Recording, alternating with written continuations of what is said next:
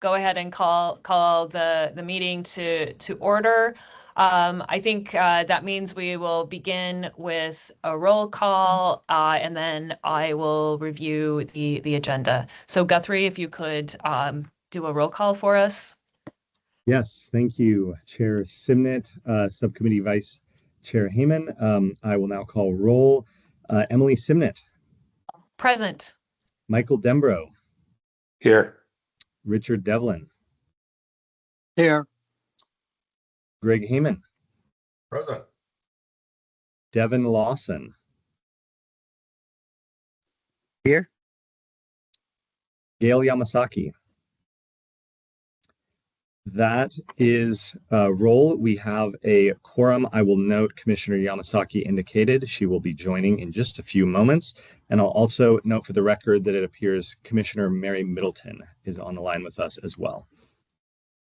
Okay, thank you very much, Guthrie, and thank you to the Funding and Achievement Subcommittee members and everyone else who is joining us this afternoon for our discussion. We will not have any action items except for approving the minutes. This is an informational meeting only.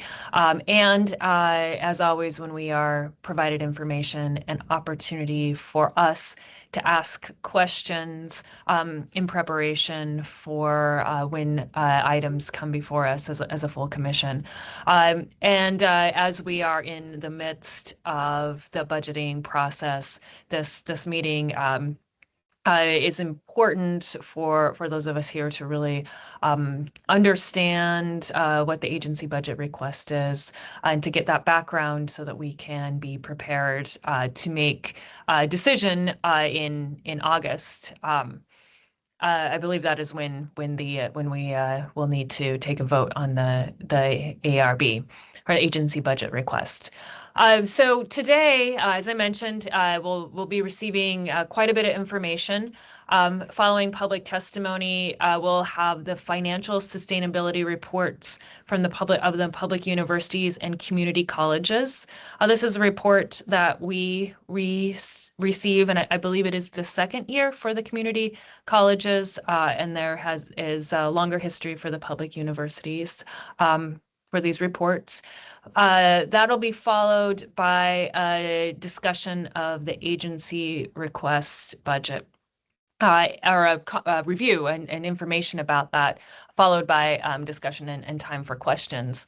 I want to note that there is quite a bit of time on the agenda for that. And as well, there will be time on tomorrow's full commission agenda for us to receive information about the ARB and to discuss that as we are in the thick of the budgeting process. It's important for us to have this background and to take time to closely review what the staff has prepared for us.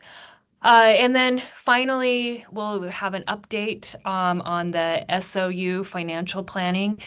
This will not be new information.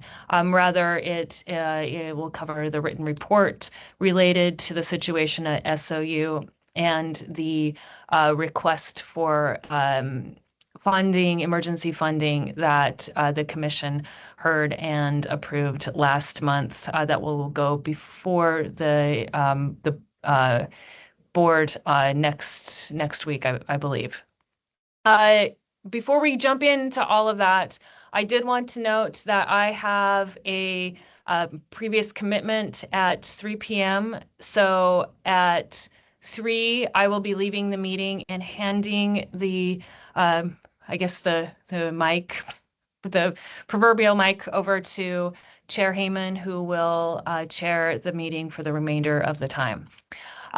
So without further ado, we'll start with the approving the FNA minutes, and then we'll move into public testimony. Is there a motion to approve the May meeting minutes? I will move to approve the May meeting minutes for the FNA subcommittee meeting. Thank you, Commissioner Lawson. And is there a second?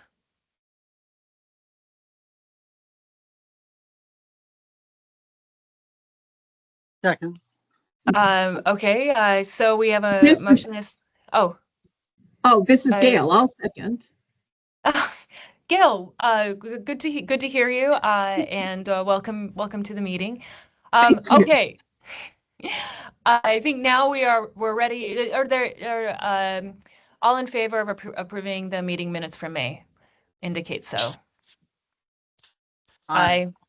Aye. Any opposed or discussion or opposition? Okay, so we've done. I think we have approved the May meeting minutes. Guthrie, is there anyone signed up for public testimony? There is. We have one sign up. Let me pull it up. It's going to be Abby Lee with the Oregon Community College Association. And Okay. I will need to promote Abby. You should now be able to use your camera and audio. Thank you, Guthrie. Thank you, Chair Simnett, members of the Finance and Achievement Committee. For the record, my name is Abby Lee. I'm Executive Director of the Oregon Community College Association. I just will take a moment. We want to express our appreciation for the time that Jim Pinkert and Donna Llewellyn have spent with us over the last couple of weeks. As you see in your packet, there is a dramatic difference between what we requested and what is being presented today. And just wanted to assure you that we have also met with our business officers at the 17 community colleges, a number of whom are here today in this meeting. And so should you have additional specific questions, they will be available. I have no doubt that Jim will be able to cover those recommendations. But just as a quick reminder, to the committee as well as those who will be listening. Much of this difference is due to the PERS set-aside accounts, which is complicated and complex. But should this be approved and move forward through the process that Chair Simnett outlined, we want to assure you that we do have a need for additional PERS dollars. And as we shared in our previous request, that those dollars are needed, and we appreciate the recognition of the demands and the challenges that our community colleges are facing in the UAL as well as other areas in PERS. So with that, again, really express our appreciation for being able to walk through the difference, the DAS recommendations and the unique challenge that we had in presenting a request to you without some of these assumptions and information. So thank you so much for that. Thank you, Abby, for the Abby Lee for the that background. I really appreciate it. Okay, so that was it for public testimony. Is that correct, Guthrie? That is all the signups we have. Okay, so we will move into our first item 3.0, and this will be Jim Pinkert providing us information about the financial sustainability reports for public universities and community colleges. Yes, thank you, Madam Chair. Good afternoon, Commissioners. Pleasure to be here with all of you today. For the record, Jim Pinkert with the Office of Post-Secondary Finance and Capital here at the Higher Education Coordinating Commission. I do have a slide deck that I'd like to quickly walk you through and pause for questions as well.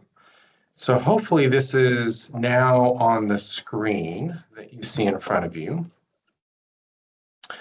And I'll walk you just quickly through the purpose of the financial monitoring work that we do here as HECC staff, how we assess financial sustainability, and actually how we define that as well. Talk somewhat about some of the broader trends that we're seeing in higher education and leave you with some key takeaways. As we ground this work, though, want to discuss and describe the dual perspective of financial reporting for our public universities and community colleges, because financial reporting for our institutions of higher education is complicated due to the use of fund accounting. So it leads to two very different perspectives that can create confusion. On the left, within the annual financial report, We include all funding, all spending. It's presented on an economic resources basis, which just simply means that there are accruals and other types of non-cash based transactions included, but the reports themselves are presented on what we call a BTA basis, a business type activity basis. So they're designed to look much more similar to that of a private for-profit company, like you would find through the S&P 500 or something like that, as opposed to a presentation that looks more like a government, like the state of Oregon or the city of Portland. These annual financial reports are published once a year. They're reviewed by independent auditors who validate and verify the information, accurately reflects the financial position of the institution. And then there are three main statements, essentially a balance sheet, an income statement, and a cash flow statement. However, the governing boards of the universities and community colleges, they typically on a quarterly basis received fund reports. And those reports are used for budgeting purposes, for making allocation decisions, and to provide quarterly financial updates to track progress. They're often limited to the general fund or the education and general fund, E&G, and they're much, much closer to a cash basis where they typically exclude depreciation, accruals, and other things. They're used to ensure accountability and to meet funding reporting requirements. I'm belaboring this point for no other reason than to make sure that there's an awareness of both perspectives. And oftentimes we see readers of this data, this information, kind of confuse the two and make mistakes. And so we include both perspectives in our financial sustainability reports, and I'll talk about that in a second. And this is a purpose statement you've seen before in years past, where we lay out the purpose of financial monitoring to support your statewide policymaking, guided by the goals and missions of public higher education. So really to provide advance warning of instability, identify systematic risks, and maintain an awareness of those broader trends that could shape the future of higher education. I will tell you that the outlook for higher education, this information, by the way, comes from the three main credit rating agencies, S&P, Moody's, and Fitch. They provide industry outlooks for higher education, and collectively, they're suggesting the outlook for this calendar year is on the unfavorable side. They cite intense competition for students, mounting operating pressures, and increasing uncertainty, all as some of the headwinds that face our institutions, including the evolving political risks due to changing federal government policies and some other dynamics at play. So I won't belabor this point. I think you've heard plenty from our partners and from our staff where higher education is facing a challenging kind of point in time and really an inflection point for higher education. So with that grounding, I'll pivot to laying out how we do this work. Our approach is really reflective of the simple fact that there is no singular method that is perfectly capable of forecasting distress, right? There's a lot of quantitative factors and qualitative factors, and there's a lot of lenses, a lot of perspectives, a lot of information we can base an opinion on. And there are certainly a lot of opinions, but there's no singular method, that kind of silver bullet approach that perfectly forecasts issues. So therefore, we use a simplified approach that has been proven through academic research to provide a higher likelihood of predicting instability. So trying to balance a robust methodology that does a good job of predicting instability, while also a simplified approach that doesn't include 16 different metrics or is overly complicated. I will tell you that the simplest approach is if we just looked at enrollment and E&G operating margin by itself, and those two factors are really kind of the canary in the coal mine, as it were. And the operating budgets that are presented quarterly to boards are really the third key piece of that. Very simplistic approach that does a reasonable job of predicting future. We use enrollment financial ratios a reliance on state funding and some qualitative factors as noted in the middle. There are other organizations, just for your awareness, regional accreditor, the federal government and credit rating agencies and others that also do similar work in this space. This graphic just shows you kind of big picture what our assessment of financial sustainability looks like.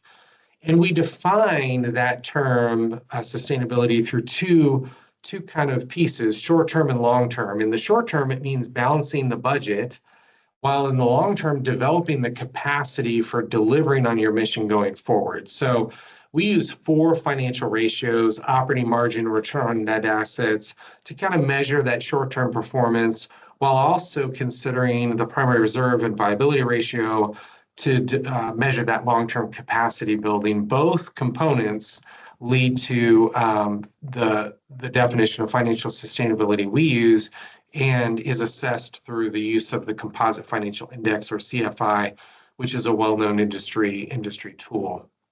A little bit more on that, you can see in the pie chart kind of the weighted average approach that we take there, between 30% short-term, 70% long-term. We include the foundation. We do adjust for pension obligation liabilities and some other assets. Ideally, it would be 3.0 or above. As of fiscal year 2025, 3 of our universities are at that point or above, and 14 of our colleges are at that point or above, which is ideal. And I think I saw a hand go up, so I'll pause there. Yeah. Thanks, Jim. It's Yeah. me, Michael. Yeah. Sorry. Jim, go ahead. Yeah, thanks, Chair.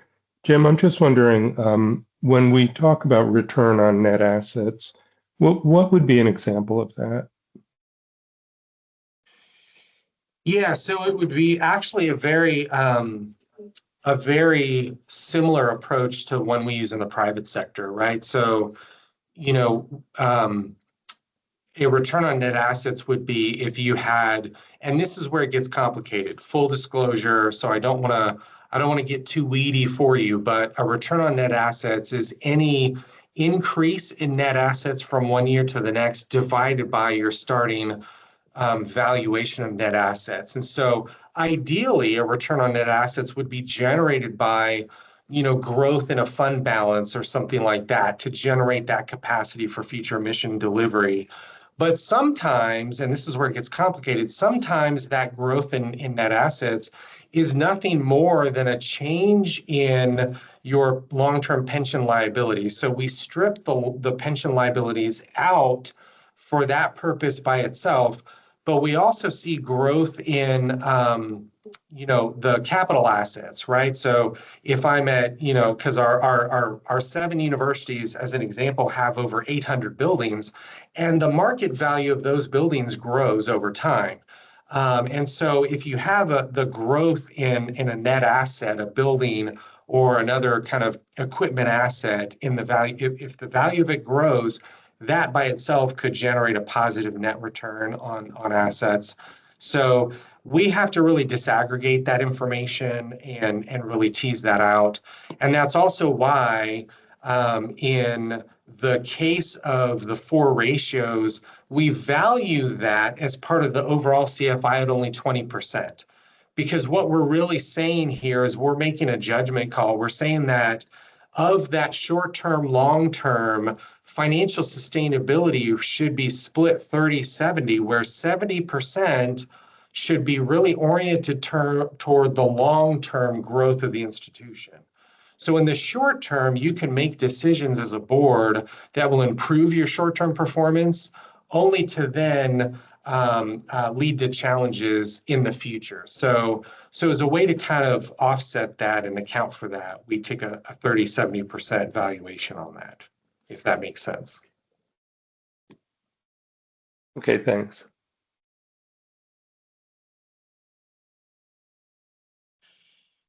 And so this is, again, all funds, and the foundation assets are included in this composite financial index. And this is really an attempt to provide one single score that measures the overall financial well-being of the institution across all funds, all liabilities, all assets, and we try to strip out the pension liabilities and some other things. But the other element of the analysis is a sole focus on general fund or E&G data. So we do include an analysis of general fund data to focus on the education and workforce mission. We summarize key data points, including total revenue and expenses, operating margins, ending fund balance. The goal is to identify potential systematic risks, and we include a 5-year trend for each university. For the colleges using CPAS data, we only have summary data for them, and we do not have fund balance data for the colleges, which I think is a bit of a challenge and an impediment. And we'll be talking to them about improving that as a potential for improvement in this work going forward. I will tease out some broader trends, and we've talked to y'all about these, the demographic cliff, the student demand challenges where students are really questioning the value of higher education, and the K through 12 population in this state has declined as well. And so strained budgets where balancing expenses with available revenue has proven a challenge in the past, and in the short term will continue to create budgetary strain.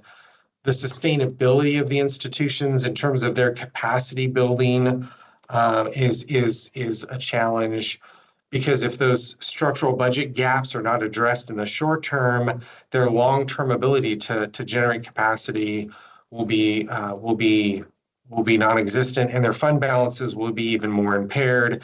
And that's really important, because when you no longer have a fund balance, you no longer have a savings account, and you're living paycheck to paycheck. And the pathway to insolvency is a much shorter pathway for sure, which is what we saw with Southern Oregon University. It's something that Portland Community College is facing, where after years of imbalance, where they've been spending more money than they've been collecting in revenue, they've been draining their fund balance, and in the next couple of years, their fund balance could be exhausted. At that point, they'll really have a short runway to insolvency. So I know their board is focused on resolving that. But we also talk about state funding, where recent increases have had a positive impact on student affordability. We talked about this in January during the budget note conversation, if you recall. But state funding in the future may be constrained more than it has been in the recent past. And so that may create a set of challenges, all its own. I will talk about a summary of analysis for the 17 colleges and the 7 public universities. And I don't think this slide does justice to the unique situation that the colleges find themselves in, college by college, or the universities, university by university. There is more information in each report for each sector. For the public universities, you'll see additional information where we included their current budget circumstances, where we tried to be responsive to providing more information about recent budgeting challenges they've faced, and laid that information out a little bit. You'll find more information about their current financial circumstances on pages 18 and 19. We do talk about SOU's financial conditions on pages 19 and 20. And then you'll find more information on liquidity in the public university report on pages 20 and 21, where we talk about each university's cash position. And we worked very closely with the vice presidents of finance for all 7 universities to calculate and present a day's cash on hand metric. Again, this is only for the public universities at this point, but we felt somewhat of a need to kind of speak to the liquidity situation at the universities. And so you'll find more information about that in the report, which is a little bit different than in years past. And I want to point out the section on university feedback, which is pages 29 through 37, where we invited each one of the universities to provide more context. And that section is really important, because although I try to recap for the entire sector that campus by campus, institution by institution, additional context is really important. For community colleges, though, we conclude that most are financially stable. Right now, the growth in operating costs, though, is placing significant pressure on budgets. Enrollment trends are actually up and showing modest recovery post-pandemic the last couple of years. So that's a helpful tailwind. But the colleges are increasingly facing aging infrastructure that represents a major financial challenge. 10 of our community colleges, 10 of the 17 were all founded in the 60s and early 70s, which means a lot of their campuses were built around that time frame, and all those buildings are past their useful life now. And so a lot of aging infrastructure challenges across our community college portfolio in the state. For the public universities, spending continues to grow faster than revenue for many of them. That's a challenge, and you've heard perhaps publicly in the media about the budget challenges that University of Oregon faces, Oregon State faces, Eastern and OIT just went through a 2-3 year process where they tried to close their budget gaps and really better situate themselves for the future. So SOU you're aware of as well, and Portland State University is going through right now a very deliberate and robust process with their campus community on addressing their budget challenges as well. So, but that spending growing faster than available revenue is the simplistic version of the challenge they all face. So sustainability varies for our 7 universities right now. Enrollment has steadied post-pandemic, but the long-term outlook, of course, as you've heard plenty about, remains challenging. And there are non-traditional risks that are persisting. For the research-oriented universities, their federal research funding has presented a set of challenges the last 12 months, 18 months. And there are different one-off kind of non-traditional risks for our universities. So the key takeaways just in general, the composite financial index as a metric is best looked at over time. It is a good holistic performance indicator, but it is predicated on historical data. And so I think in terms of improvements going forward, we're hoping that these financial sustainability reports do a little more forecasting going forward. And we're going to engage with our institutional partners on conversations around how to do exactly that in collaboration with them. We do also point out that enrollment and the operating budget remain the predominant tools available to governing boards to assess financial health. But I will say that the assumptions made within those operating budgets and within those cash flow forecasts, the assumptions are crucially important to understand. So we've been working with some of our partners on that. Liquidity and fund balances, something we should also report. We're starting kind of dipping our toe in the water that way for the universities. We'd like to do the same for the colleges, and we're going to have that conversation and look forward to that progress with them. So I think that's the end of my slide deck, and I'll stop sharing my screen and certainly want to invite questions.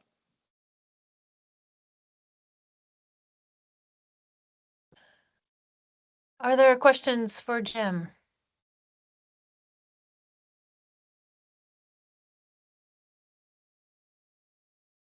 I apologize for going through that so fast. I didn't realize I was moving so quickly. I think we're all just we're catching your breath to prepare our questions. I see Commissioner Dembro has a hand up. Thanks, Emily. Jim, obviously enrollment is important to track. These days, we're thinking a lot about in-state versus out-of-state enrollment, right? So the mix of out-of-state enrollment, and if there are declines in that area, that will have an outsized impact on the financial health. So is that something that is part of the analysis for each state, for each institution and the trends there?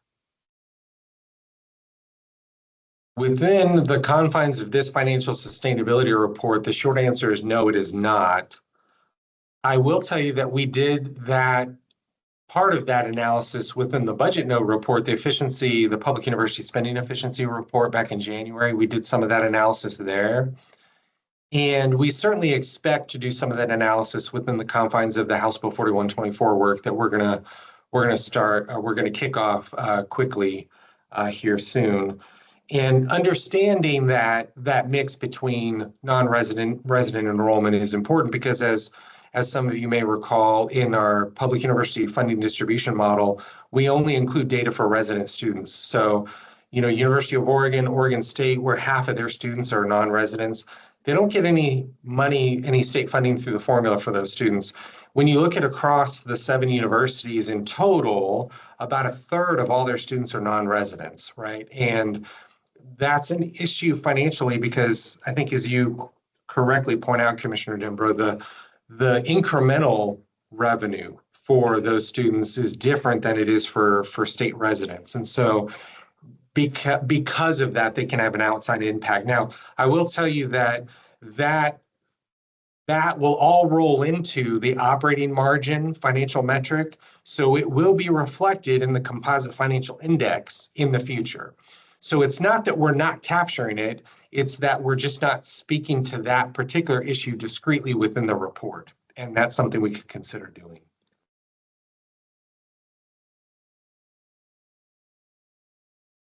Madam Chair. Yes, Commissioner Devlin. Thank you, Madam Chair.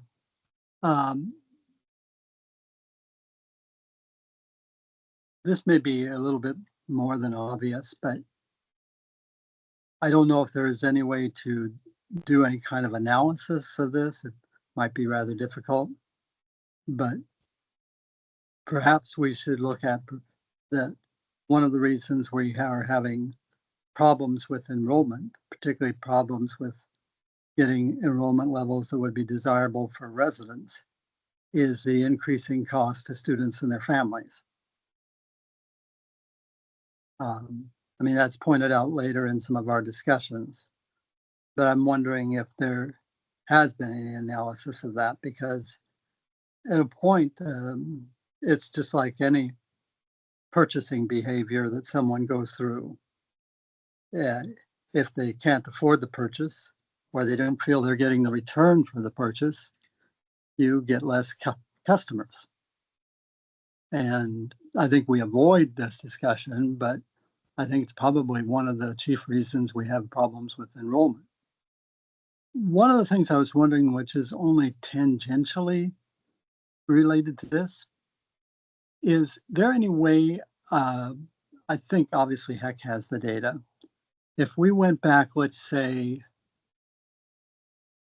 15 years and looked at enrollment in the public universities and what the overall enrollment was overall, and then at that time beginning, what percentage of that enrollment was resident and non-resident, and then looked if there is a consistent trend over years that while our numbers might be rather stable, they now represent a much higher level of non-residents. I have no problem with non-residents, but it tells us literally that there are just fewer and fewer Oregonians that can afford to attend our institutions. I also don't mind non-residents coming here, paying non-resident tuition and staying in Oregon. But I think it'd be kind of telling if we have far fewer resident students than we had 15 years ago.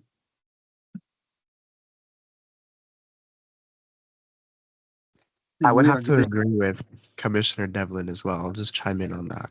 Yeah.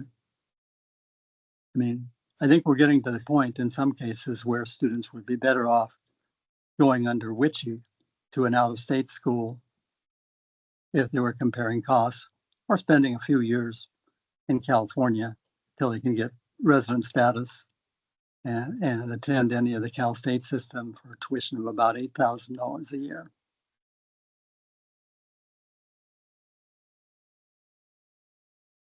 So It's not really a question, more of a statement, but I will, though, use that opening as an opportunity to say that performing financial analysis at our level around the incremental revenue for non-resident versus resident students is nearly impossible. We don't have that kind of cost data that we would need to do that analysis. If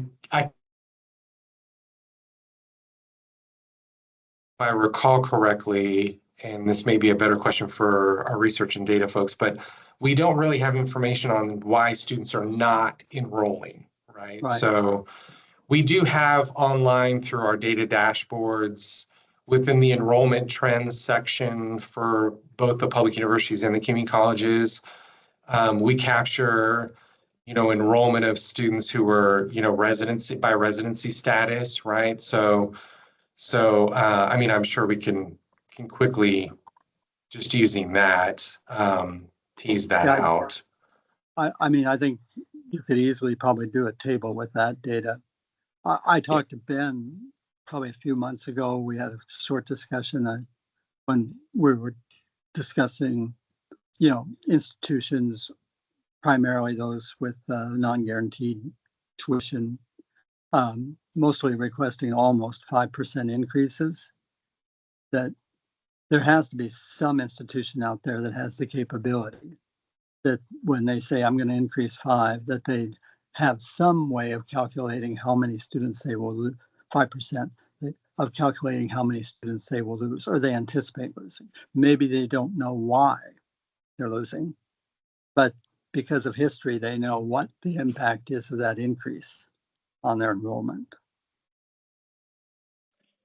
Yeah, and we've also heard anecdotally from some students that they're choosing to stay locally, right? So California is a big feeder state for Oregon, for Oregon public universities, non-resident students at Oregon public universities. And so policy choices the state of California has made recently to improve affordability for its residents at the Cal State University system does factor into student decision making. We've heard that anecdotally from some of the enrollment managers at our universities. So I mean, I tease that out as it's complicated, but surely I think you're right that that's a factor. So yeah. Thank you, Madam Chair.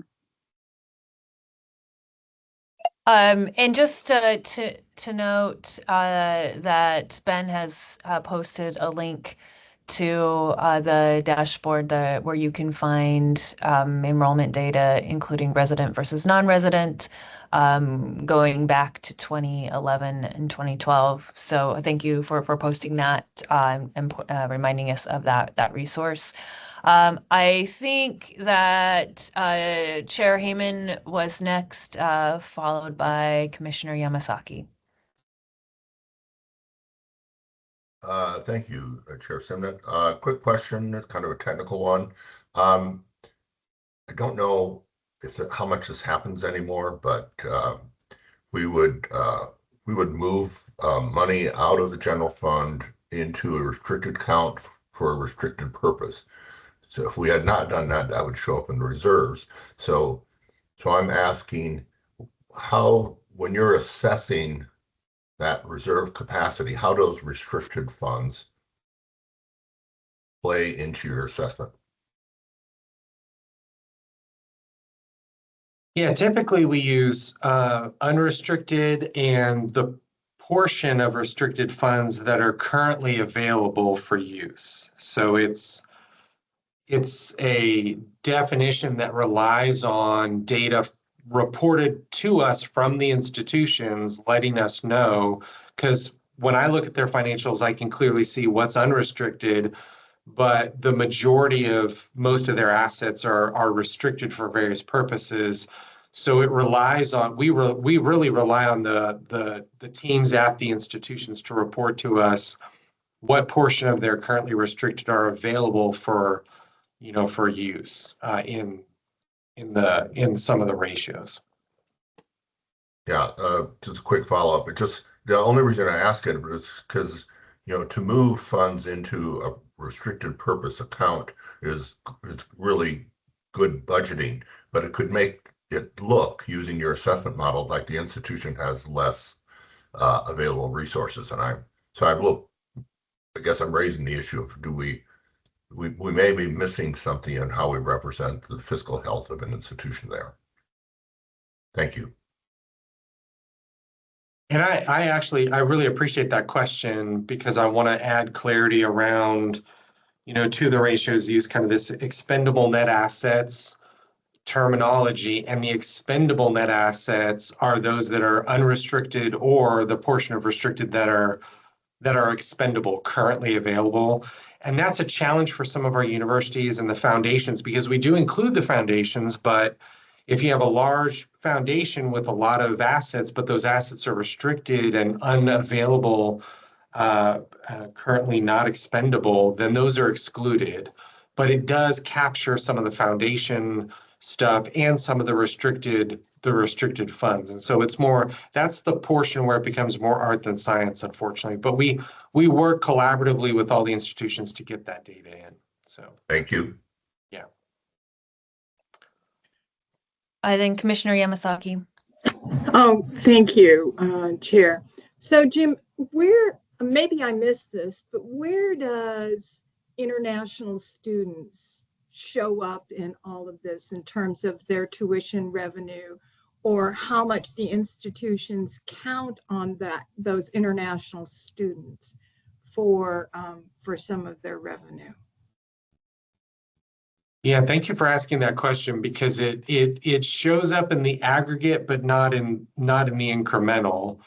So it shows up in that it's part of the operating margin calculation and part of the total expenses and net assets from year to year, but it doesn't show up in the sense that we could point to it and say, here's the challenge for our institutions, right?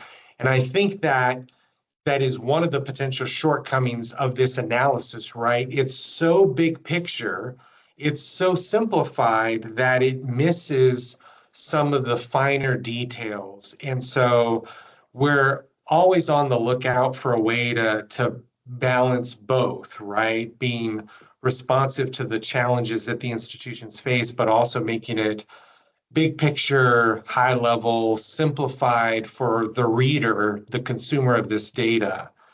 So that probably doesn't, I'm not sure that answers your question at all, but it shows up, but it's kind of one of those, take my word for it, it shows up, but it's the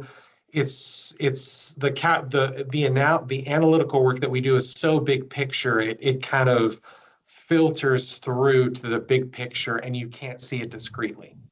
Okay, well, thanks, Jim. I only asked because in some of the presentations from the universities, they have mentioned the impact of international students in their enrollment. So I just wondered what that factor was. Yeah, and I just maybe a little more clarity around that, because number one, it is clearly a factor. Number two, it's a corollary to the earlier point, resident versus non-resident students, because a lot of our international students pay the full cost of attendance without financial aid. And so the institution incrementally for those students receive more incremental revenue for those students. And that revenue is used to subsidize resident students. So it's a double-edged sword where you have a double challenge there with fewer international students undeniably showing up. And we were looking at data internally here at the HECC, I think last year about this, and undeniably it's a challenge for our institutions where they're seeing fewer international students. And that means revenue compression for them, less incremental revenue, and it forces difficult conversations around the application of institutional financial aid. I'll tell you that the amount of institutional financial aid at our 7 universities alone in the last decade is more than doubled. It's more than $250, $300 million a year that our institutions are trying to help the affordability challenges with our students facing it. But the students who provide the dollars behind that institutional aid, many times they're non-residents, international students. And so it's a double hit, so undeniably. Thank you, Jim. And I want to note we're out of time for this item. I did have a question, and maybe you could follow up with me in email. You had mentioned the fund balances for the community colleges and not having that information, and I'm just wanted a little more information about that and clarification on that and why that was important. But again, we're running short on time. We want to get to the ARB, but if that's something that I could get a little more information from you on, I would appreciate it. Okay, so that moves us into our agency request budget review, also known as ARB. And Ben, Jim, and Tom are here to give us some more information about that. Yeah, thanks, Chair Simnett. I think I'll kick this off, and Jim and I haven't coordinated all that closely on the presentation of these slides, but Jim, I think I'll kick it off and then turn it over to you after a few. We worked together on these with Jim doing the primary effort with him and the fiscal team at HECC to put together this slide show presentation of the emerging staff recommendations to the commission on your agency request budget. So let me attempt to pull up the correct window. Like many of you, I'm sure I have far more tabs open than is healthy, but I think I can. Ben, do you want me to share the slide deck? Yeah, why don't you share? You're going to run most of it anyway, so why don't you share the slide deck? Just as we get started, a reminder, I think this is pretty familiar to members of the Funding and Achievement Committee, but we are at nearing the point where we request commission adoption of an agency request budget that gets submitted like it does from other executive branch agencies to the governor for her consideration as she puts together the governor's recommended budget for presentation to the legislature. This is for the two-year budget cycle, two-year budget that begins July 1st, 2027. Next slide. Next slide. That's what I just described is reflected here. And of course, the GRB is then the lead into the legislature's consideration of budget and adoption of budget by around this time or around this time a year from now. When they will make final decisions and present to the governor for her signature agency budgets, again, coming into effect for the two-year period starting July 1st. The commission's a little bit unique in statute insofar as the Higher Education Coordinating Commission, the volunteer commission, is responsible under law for making a budget request to the governor, and it's in ORS 350.075.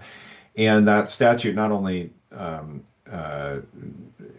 ascribes to you the responsibility for making the budget recommendation, but also indicates that you're to receive funding requests from colleges and universities, which you've done over the past couple of months, and you heard presentations at last month's meeting from those entities, but also to make a recommendation that's aligned to your strategic plan.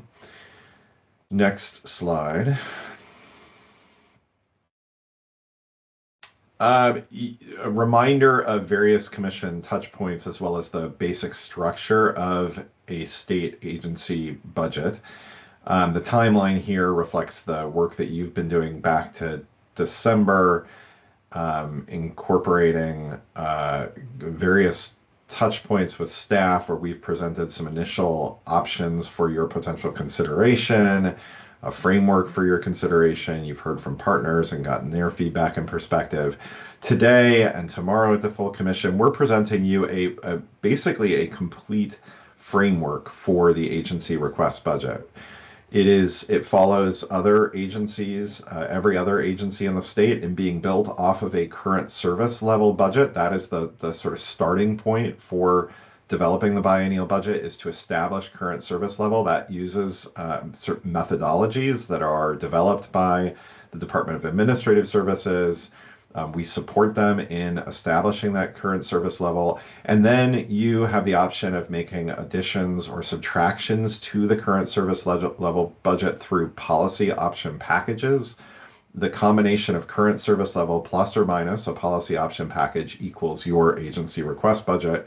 And our budget contains a number of separate appropriations. And so what you'll see in the materials today and tomorrow is the CSL plus or minus a POP, if applicable, equaling our proposed emerging agency request budget figure. Next slide. Before I think I get onto this, so actually, if you go back to the last slide, Jim, because I just want to note another touch point here, an important framing for the development of this cycle's ARB has been the instructions from the governor to the commission and to commission staff on what is allowable within the agency request budget. Again, this is familiar to most or all of you, but just to remind you that the direction that we are operating under this year from the governor and from the chief financial office is that we must not request new policy option packages generally unless they are offset by reductions, also expressed technically through POPs. But our policy option packages should be budget neutral, meaning any new request for resources should be offset by reductions from current service level in other areas. And we've discussed this with you and invited your consideration of potential reductions that could help support the request for new resources. There are some exceptions to that requirement, including for capital projects. So we do have within the budget presentation that you'll receive today, or the recommendation you'll receive today, and again in August, we do have recommendations for new investment in capital at community colleges and public universities. There's an exception around qualifying IT projects for agencies. We have that as well, and there is an exception for legislative or ballot measure mandates. So that is some of which is reflected within CSL, but could also be reflected within policy option packages. So the presentation that we're making to you today primarily focuses policy option packages on those areas where there are exceptions, because that is consistent with the direction that we've received from the governor and from you in prior meetings. All right, next slide. A little bit of just history, again, familiar information. The public investment in Oregon higher education has wavered over the years. It's expressed as a proportion of the state budget. It's lower today than it was a decade and a half ago. And it as the state investment has come and gone and come again, you see corresponding impacts on tuition and fee revenues at colleges and universities. Big picture, of course, public investment in higher education in Oregon is lower than in most other states. Naturally, tuition and fee revenue in Oregon is higher than in most other states on a per student basis. We just have a different proportion. We rely much more heavily on students to contribute to the cost of running higher education in Oregon than in most other parts of the country. Much more data on that through our colleagues at the State Higher Education Executive Officers Association, and we've presented on that to you and to the legislature numerous times. Next slide. This slide, and Jim, I will turn it over to you in just a couple of more, but this slide describes the current status, current forecast for the state's economic outlook and how that shows up in projected state revenues. This focuses on projected general fund revenues for the coming biennium.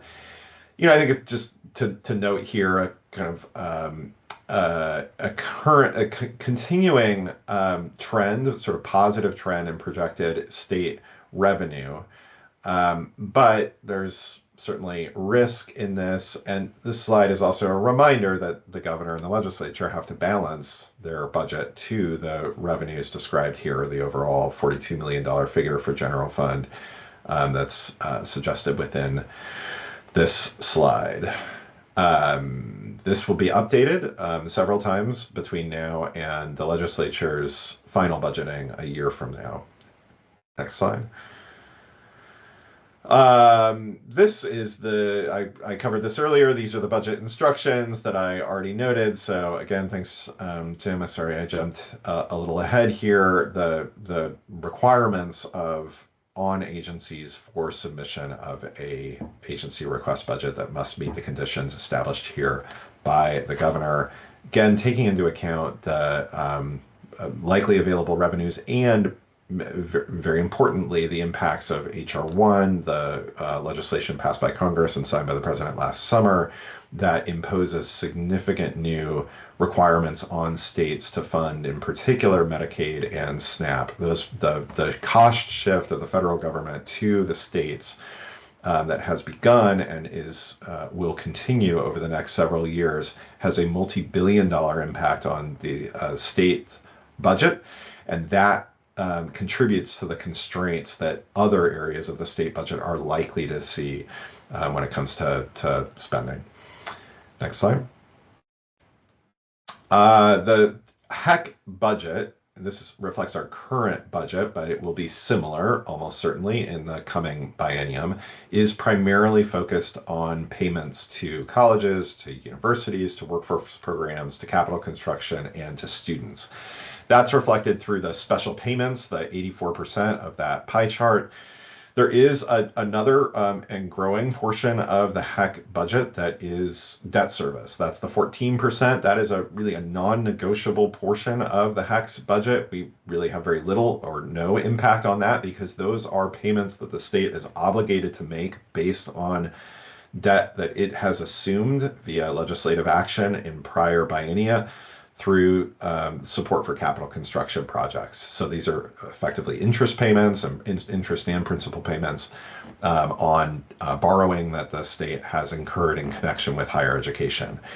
And collectively, those two portions are special payments to colleges, universities, students, workforce programs, plus capital or plus debt service, comprise roughly 98% of the agency budget that we currently administer. The remaining 2% focused on the agency's operations and some other programs that we administer.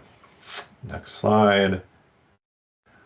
And I think I'll turn it over here as we start to look more deeply at current service level. This gets somewhat more technical, but really important, especially given that the agency, the recommendations that we're beginning to present to you today for final adoption in August take primarily a current service level approach and given the governor's directions. And so I think really important for commissioners to understand what CSL is and what it isn't, what has changed since the last time we talked to you about CSL a month ago, and answer your questions and make sure that the commission's really clear on what this will mean, what a CSL budgets would mean for colleges, universities, workforce programs, and students.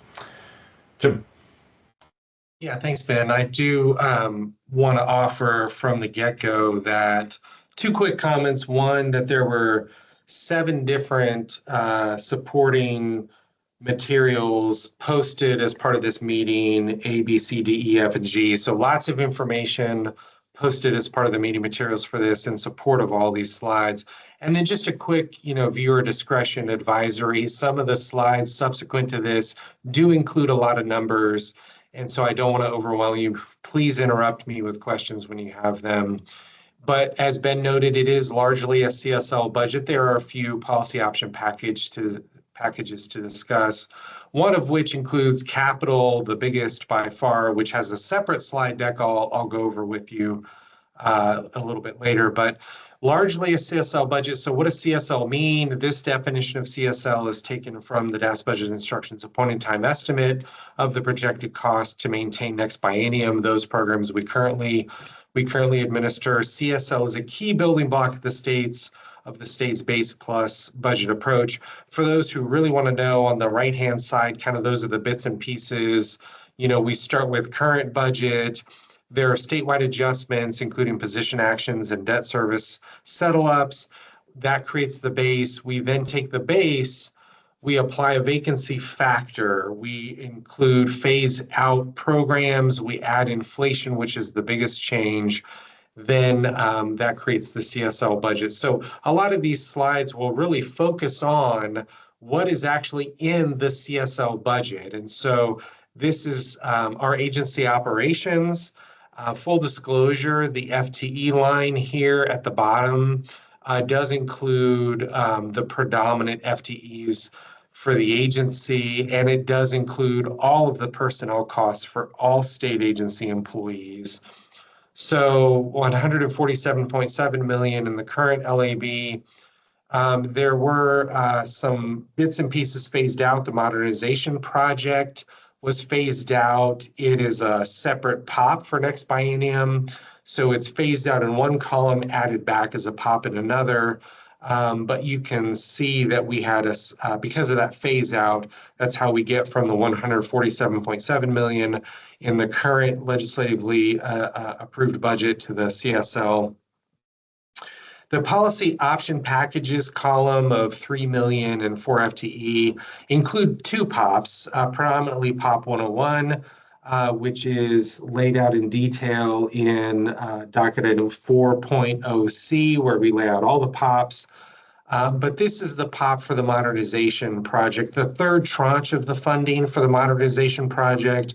And I think one of the most exciting portions of it, where we get to upgrade and modernize the student-facing financial aid systems, which I really am looking forward to that, creating an easier, more accessible platform for students and their families to use to apply for, financial aid through HECC, including, a lot of the privately funded grant programs. And so POP 104 is also included in that column, which includes, adding a senior analyst position with funding offset from data system savings and some other adjustments as well. So that creates an ARB total of 142.6 million, which is a slight reduction from the current.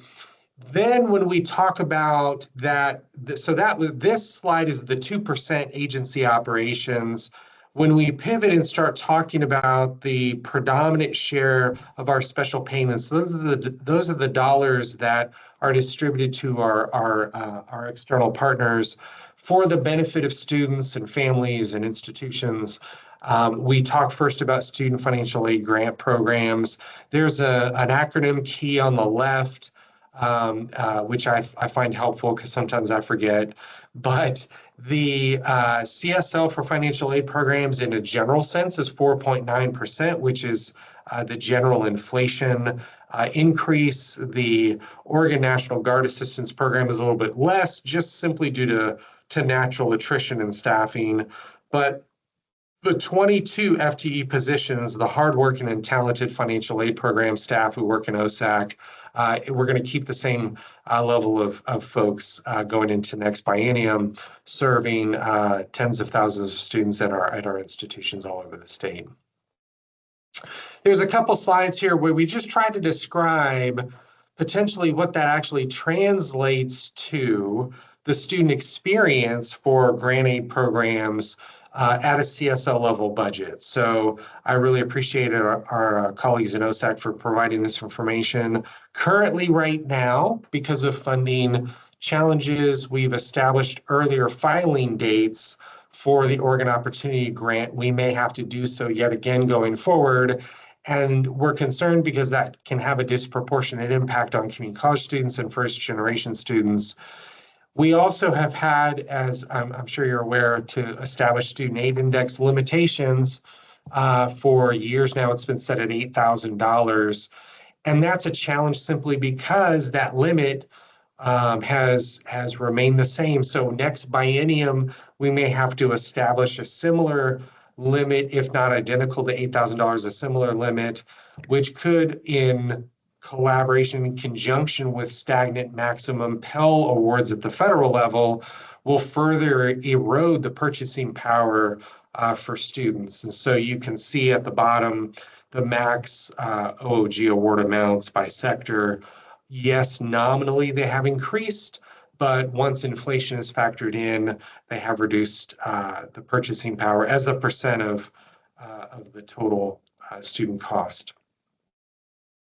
When we talk impact on the Oregon Promise Grant, again, limits will have to be imposed to adjust to the level of funding available. Those limits currently include many middle-income families, but not the higher middle-income or high-income families.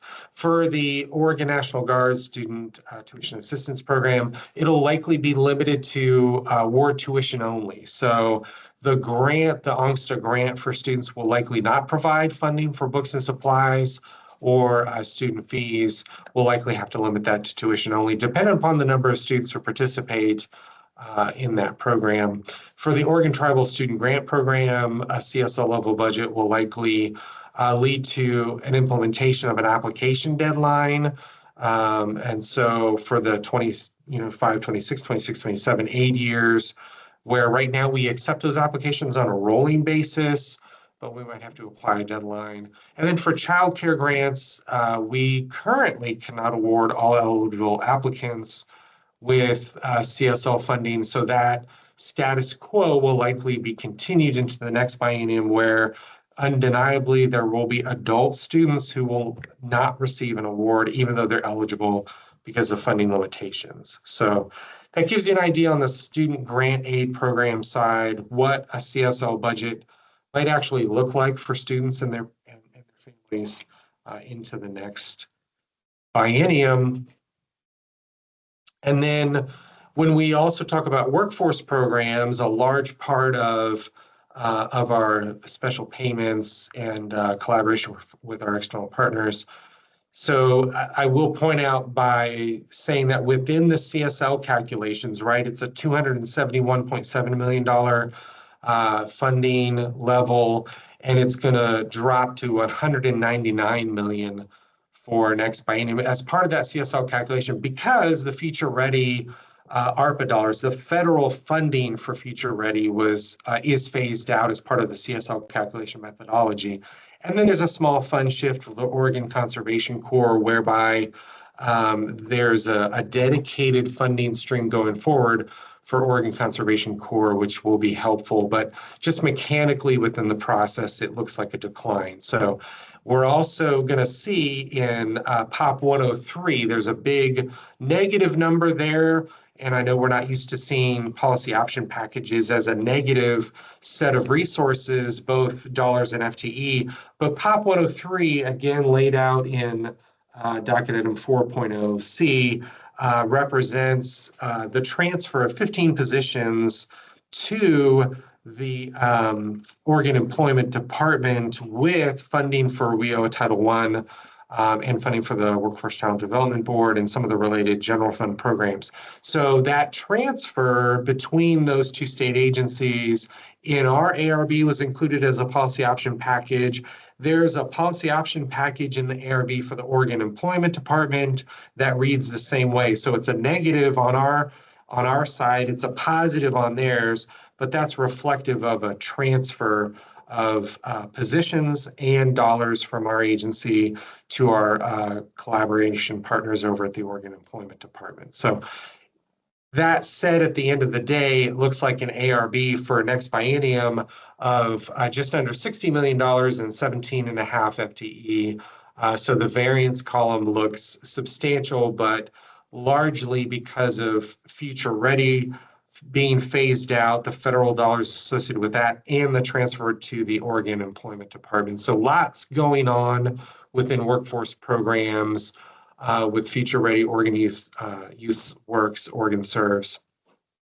In a similar fashion, we have a few slides that just try to explain what that translates to on the ground, right? So the CSL level funding for next biennium will support continued alignment between the education and workforce and economic development priorities by continuing the work to align Oregon's workforce ecosystem partners, advancing promising practices and strategies, integrating supply and demand data. We're doing that as part of the public university formula review. We're getting into the weeds of workforce supply and demand data and how that could impact the distribution of university funding, just as an example of that work.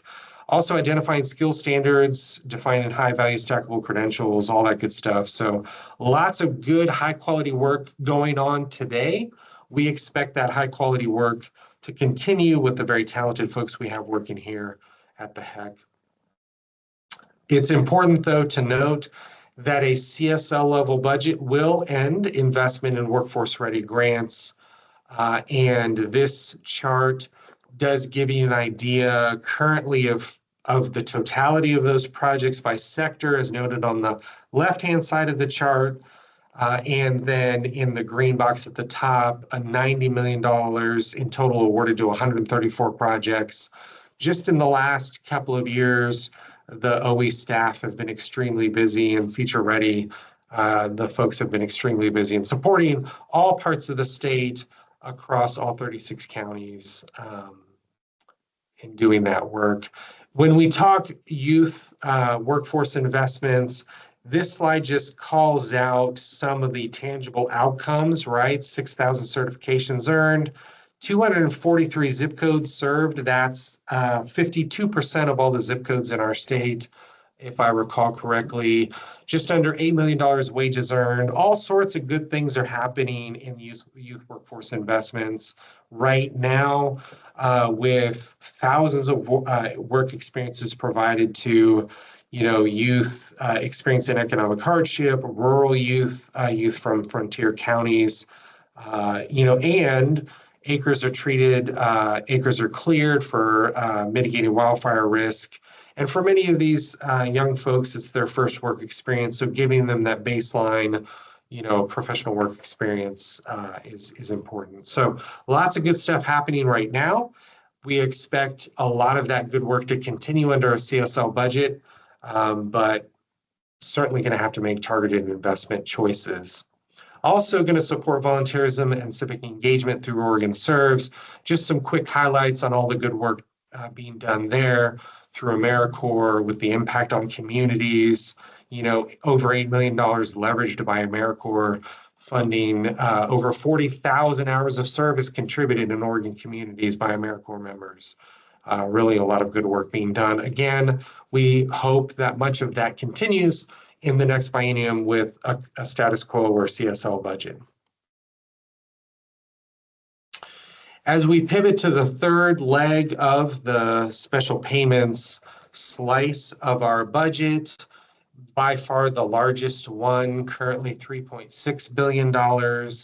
We're expecting it to increase by just under $450 million, or about 13% into the next biennium. This is the institution support for our public universities, community colleges, OHSU, and then capital and debt service. And so the CSL inflation for the public universities is a robust 9.3%. That does include the Public University Support Fund, all the state programs, the statewide public services, with a couple of exceptions that I'll note, and OHSU.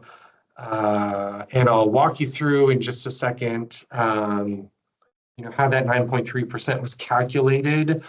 The same figure, well, let me first say that for state programs and statewide public services, there were a couple of those programs that were phased out, including the viability study at OHSU, the perinatal collaborative, the statewide study on PFAS, the agri-stress helpline through OSU, and the ag industry labor standards study.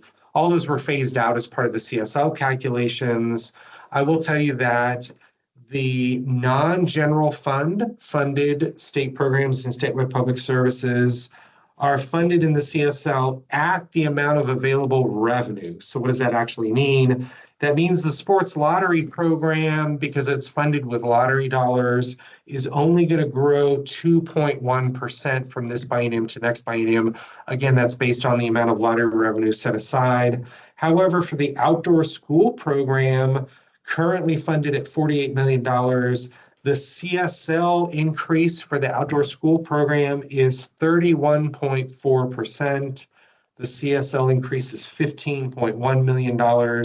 So outdoor school in our ARB will be at 63.2 $1.2 million, and that's rolled into the public university line, that 1.5. It's part of that $1.5 billion number, a rather large number. But I just wanted to tease that out for those folks who may be interested. For the community colleges, CSL is at 17.8%, and I have a couple of slides in just a minute that actually present how that's calculated and how we arrived at that number and what it actually means. And so I'll pivot to that in just a second, but the same 5 FTE will be managing these programs in the future as they do today. And as I pivot to the CSL methodology for institution support funding, this slide just walks you through that methodology. I will tease out that one of your docket items, 4.0D, as in Delta 4.0D, gives you a full-blown recap and includes a historical discussion of how CSL was created for institution support funding over the years. But in very simple terms, we cannot calculate CSL for the institutions the same way we do for state agencies because we don't have detailed position level data. And so it's also a little bit different because state agencies in their CSL calculations, they typically do not include the second year merit and COLA increases, which are later paid by a special purpose appropriation. So there are some challenges there, but the calculation methodology in general is based on the standard inflation rate for non-state employees. Then it's adjusted for estimates for the actual cost growth for benefits. So this includes health, retirement, and pension obligation bond debt. And I'll get back to the retirement contributions. That's really the story as to why the CSL for the colleges is so much higher than it has been in the recent history, in the recent past. But essentially, the CSL methodology is a blended rate approach. It first began in 2010. It's calculated by our partners at DAS. And then the calculations for this biennium are a little bit higher than the recent past, due really to two reasons: the PERS rates themselves, the net employer contribution rates that our institutions will be paying, and a reduction in the side account rate offsets. And so we'll talk about that in detail. So just recapping though, in the recent past for the last few biennia, the CSL rates by sector kind of presented anywhere from 6 to 8% for the public universities, 4.4, 9.37, but you can see that jump into the next biennium, right?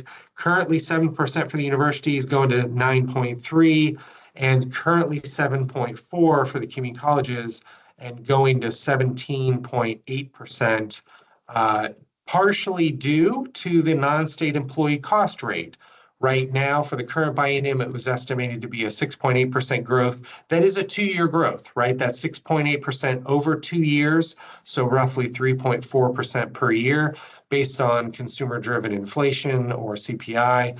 Next biennium, it's estimated to be about 9.3%. Again, 2 years, divide by 2, you get roughly what, 4.7, 4.8%, which is not a significant departure from the CPI inflation statistics that came out just this morning from the federal government.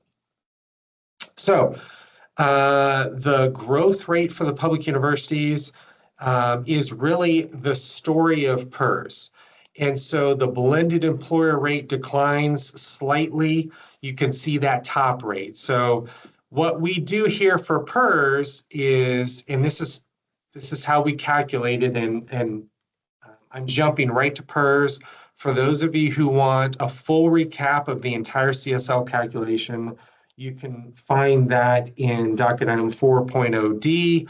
I'm going to focus solely on PERS because when you look at the total CSL calculation, it's really just the slice, the PERS increase by itself that's really driving the significant increase. And so I really want to just spend some time digging into this with you if you're interested. But the top line, the blended employer contribution rate is the rate that's blended across all 7 universities, and it is blended across the different types of covered employees. So this is blended across the OPSERP employees, general service, OPSERP, fire and police, and then the tier 1 and 2, all combined into one employer contribution rate. And you can see, though, it's declining. Currently, it's at 25.2%. It's dropping to 25 or 24.7, so around a 0.5% drop, which means next biennium our universities would pay less had it not been for the side account rate offset also changing at the same time. So for those of you unfamiliar, employers at PERS can establish side accounts.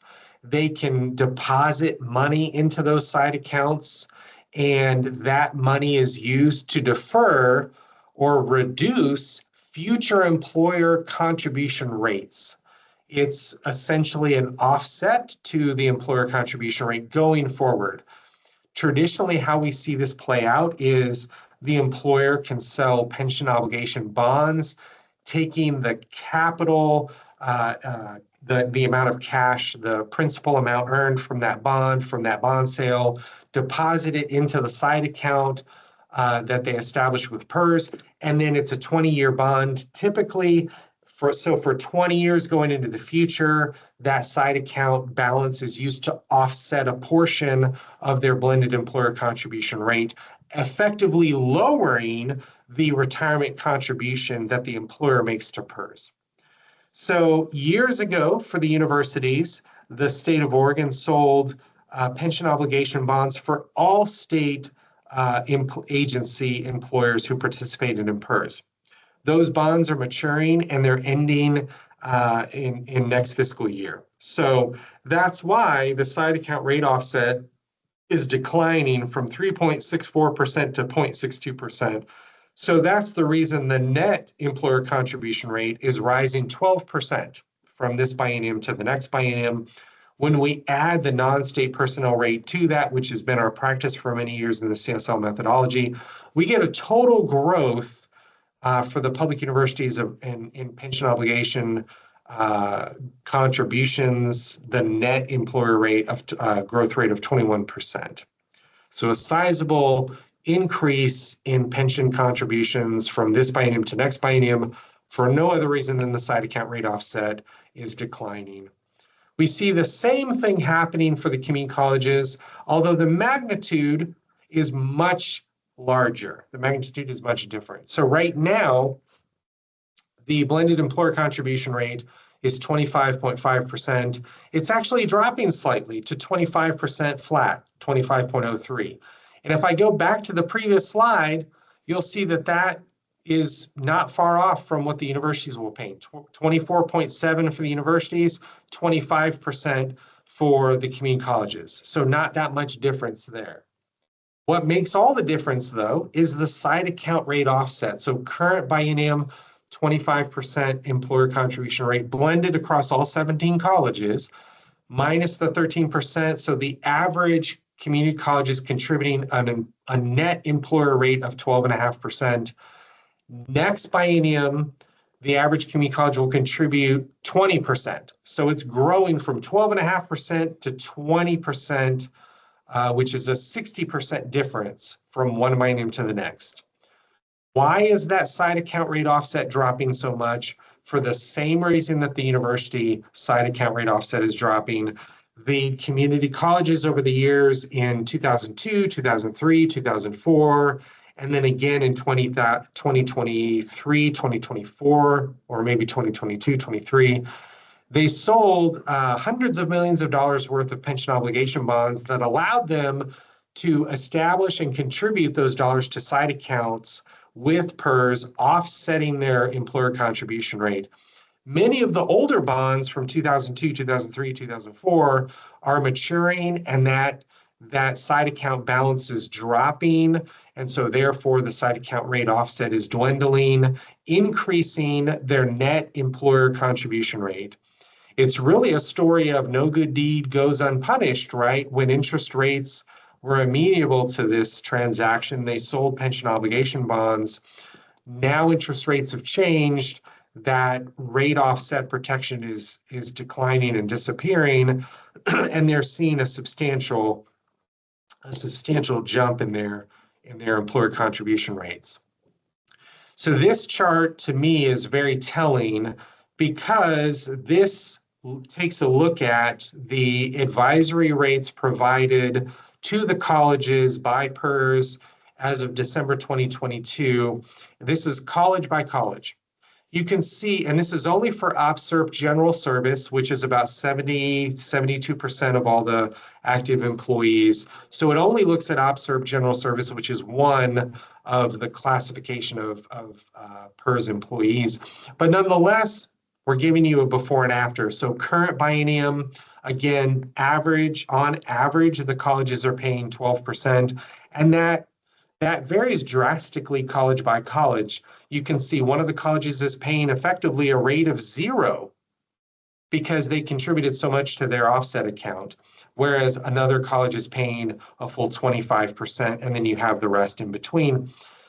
Next biennium, on average, they'll pay 22.4%, a full 10% jump on average, but the variance is all over the map, right? We have one of the colleges where they will only see a 2% increase in their contribution rates, where one of our colleges is going to face a full 379% increase in their rates based on this data. Again, this data came from PERS as advisory rates provided to the colleges last December. So this really, I think, tells the story as to why that CSL contribution is, 17.8% for the colleges. With that, I want to give you this is the full enchilada. This is the full agency budget to recap across the elements of expense noted: personnel, services and supplies, capital outlay, debt service, and special pay. So we're looking at a $254 million increase, which is right at 6%, where our FTE count will decline 9%, largely due to the transfer of positions to our friends over the employment department, who I know will take good care of our employees. But this is the full Magilla, the full agency request budget for you. I will be remiss if I didn't point out all the good things that happen as a result of state funding. Additional state funding increases the likelihood of our students transferring, increases the odds students will earn a credential, decreases the likelihood of loan defaults of all kinds, increases in completion rates for diverse student populations. Additional student financial aid funding allows students to remain enrolled. It allows them to persist and succeed at higher rates. For every $1,000 in grant aid, additional degree completion rises by 2.5%. And we see positive benefits from workforce funding, where adults who participate in the robust workforce programming that we offer increases results in an employment rate of 68% for those participants, and typically increases participant earnings by anywhere from 7 to 20%. So a lot of really, really good positive outcomes result from state funding. And I'll leave you with this chart, where we go back to the high level in terms of strategic alignment between our funding sources, especially as it relates to financial aid funding, institution support funding, and workforce program funding. All three are vital components of the mechanizations of our policies, but obviously states can't fund every priority, and tough decisions need to be made. So in making those tough decisions, it's recommended we focus on students' outcomes and value by addressing structural challenges, identifying system-wide solutions, centering the needs of underserved students and underserved regions of the state, and striving for balance and flexibility between institutions and the state, garnering buy-in through collaboration. So I'm hoping that brief cap, and this is a slide you saw back in, I believe it was February, if you recall, but just want to kind of recenter as we think big picture about what is a very large budget request. This may help offer some guidance going forward as to how to consider some of those difficult choices. I think at that point, Madam Chair, before I continue laying out the capital budget request, I'll pause for questions if there are any, or would you like me to continue with the capital slides? Are there any questions Yeah, before we continue? Yes, Commissioner Devlin? partially statement and partially question. I just wanted the other commissioners to know that Jim and Tom and the new gas analyst for higher ed met on June 3rd, and we're going to meet with the CFO on June 17th. Now, this is all a follow-up to the discussion at the commission level. We obviously are not having the type of discussion we anticipated when we left the last budget cycle, where we would have a full discussion. We're not going to be changing anything in CSL numbers for this biennium. It did appear after that discussion that there are some issues surrounding what are referred to as other personnel services. That's where most of the cost is. That's salaries and other benefits other than healthcare and retirement. And there may be some questions about other operating expenses. Are they really comparable for universities as they are for state agencies? But fundamentally, Jim, I think the fundamental issue is how the CSL is calculated. I asked Jim, how does the state really make the case that we are only responsible for 26% of the cost increases? And I asked him, is there a statute? There's no statute. Is there a regulation? No, there's no regulation. It's simply become the practice. So, Jim, what we're basically doing is we determine the overall increase in costs, and we see what that percentage increase is. And then we apply it to the previous state's contribution to the Public University Support Fund. So by calculating current service level that way, we are always going to be putting most of the burden, about 2/3 of the burden, on students and families. And it doesn't get to this issue at all if we continue to calculate current service level this way, of what should be the appropriate share between the state and students and their families. I mean, this is vastly different than the other two major sectors in state appropriations for education. Not speaking about the state agency, but we all know that for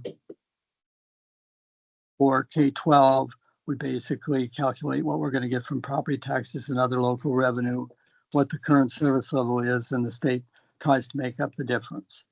And for community colleges, we see what the community colleges are getting from property taxes and some anticipated increase in tuition.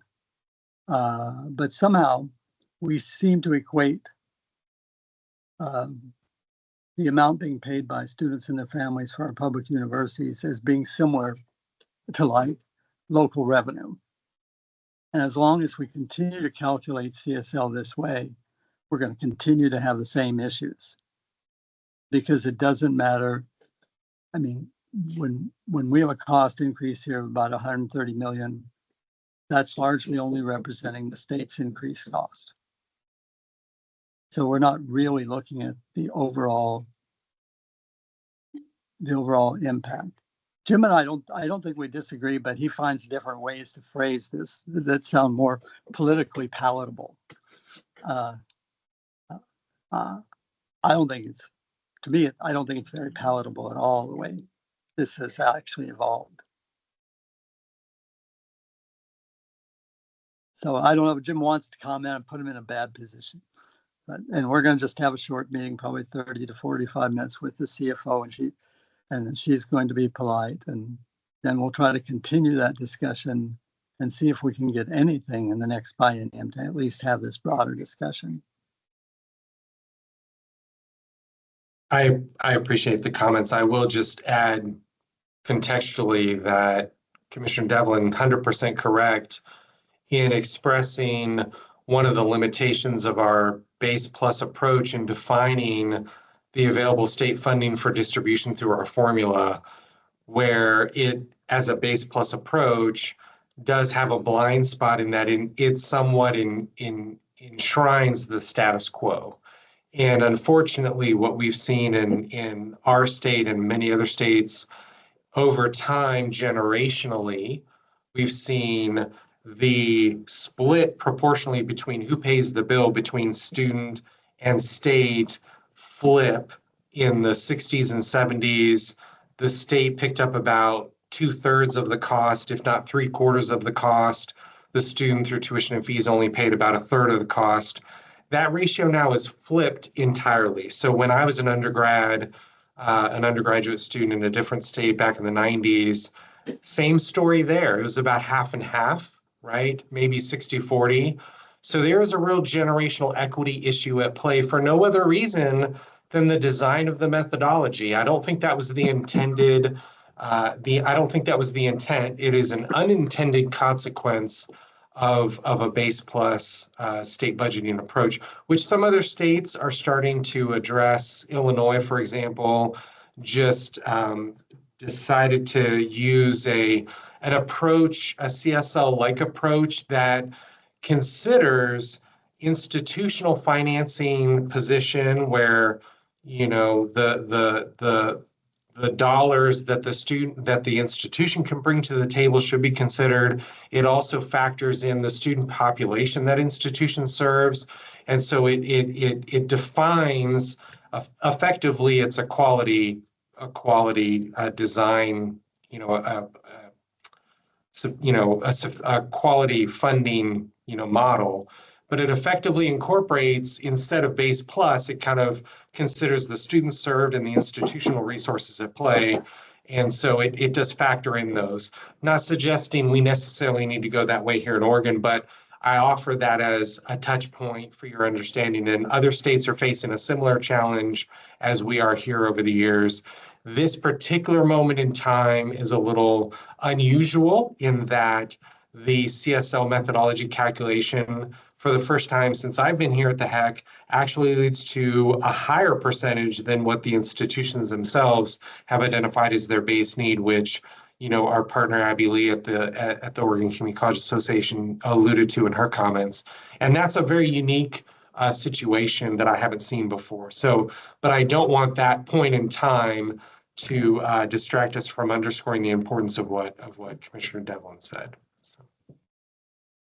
Thank you, Madam Chair. Oh, and Madam Chair, I hope I'm understandable.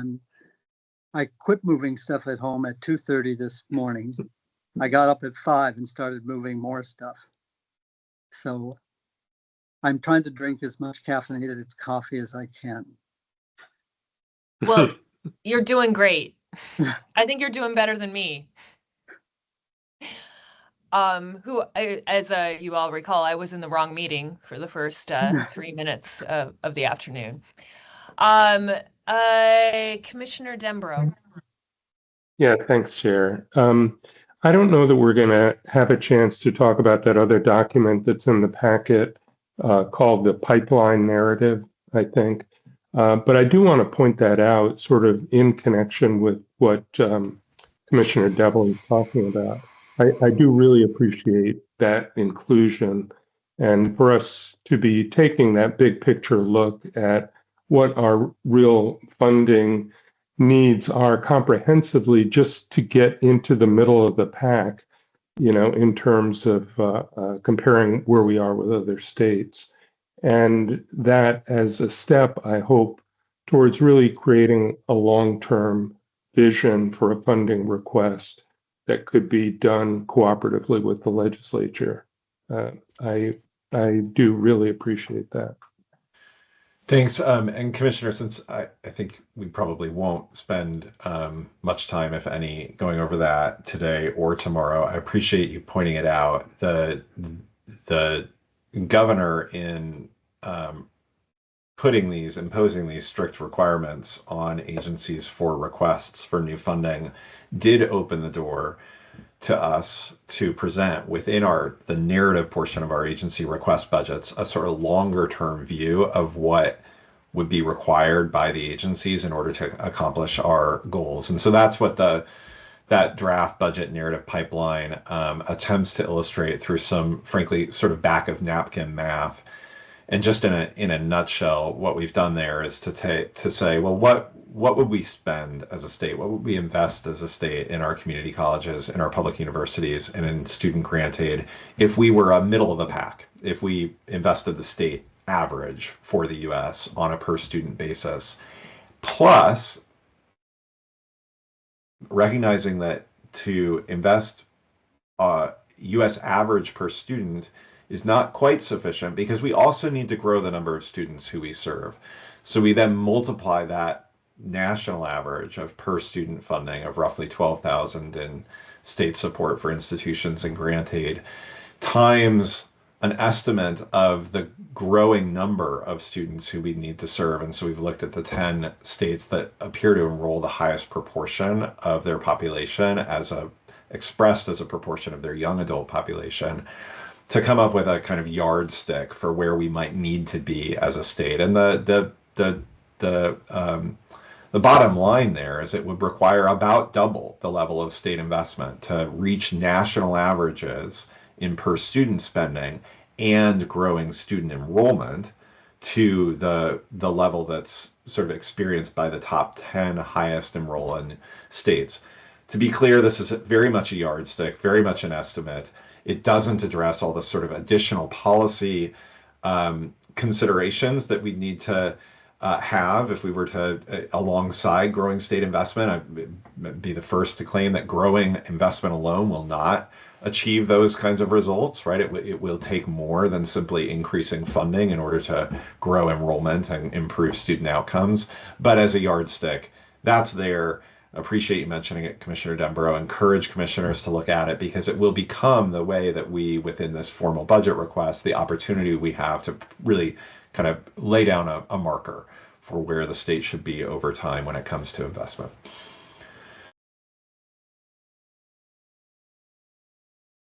Madam Chair, Yes, Commissioner Devlin.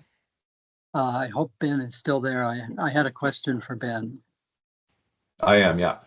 Okay, I'll try to make this sound like a question. When we forward the agency request budget, and if we have this additional documentation in it, I think it's very beneficial. But that additional documentation will not appear in any governor's recommended budget in terms of that additional record. And it probably will never appear in any LFO document. And very few legislators ever even read the agency request budget. I could say very few read the governor's requested budget either. But I don't think it opens the door for Ben because Ben has to openly support the agency request budget. But I do think members of the commission, not that they would go in and rush into hearings, but that they can clearly communicate what they had put in the agency request budget in terms of what they felt the impacts would be and how this had to be addressed. I think it actually is beneficial in that way because it isn't really it isn't a secret document. Anybody can see this. You just have to point out that it's there. Is that correct, Ben? I tried to make this a question. Yeah. Yep, that's clear. And part of the reason for sort of presenting it separately to the commission, separately from the much larger narrative, the many hundreds of pages of narrative that you won't see as a commission. It won't even be completed by the time of your commission meeting in August, but we will subsequently complete required sections related to our strategies, related to our agency's organization, related to the context for higher education and workforce funding. We've called this out separately, in part for that reason, Commissioner Devlin, that it allows the public, it allows commissioners to see in a discrete form sort of our view of the long-term budget needs of the sector. Yeah. Well, and I think so. People, obviously, former Senator Denbrough knows, maybe a few other people work closely with the legislature. The governor's recommended budget is not this one volume or occasionally two volume document. It's usually in the thousands and thousands of pages.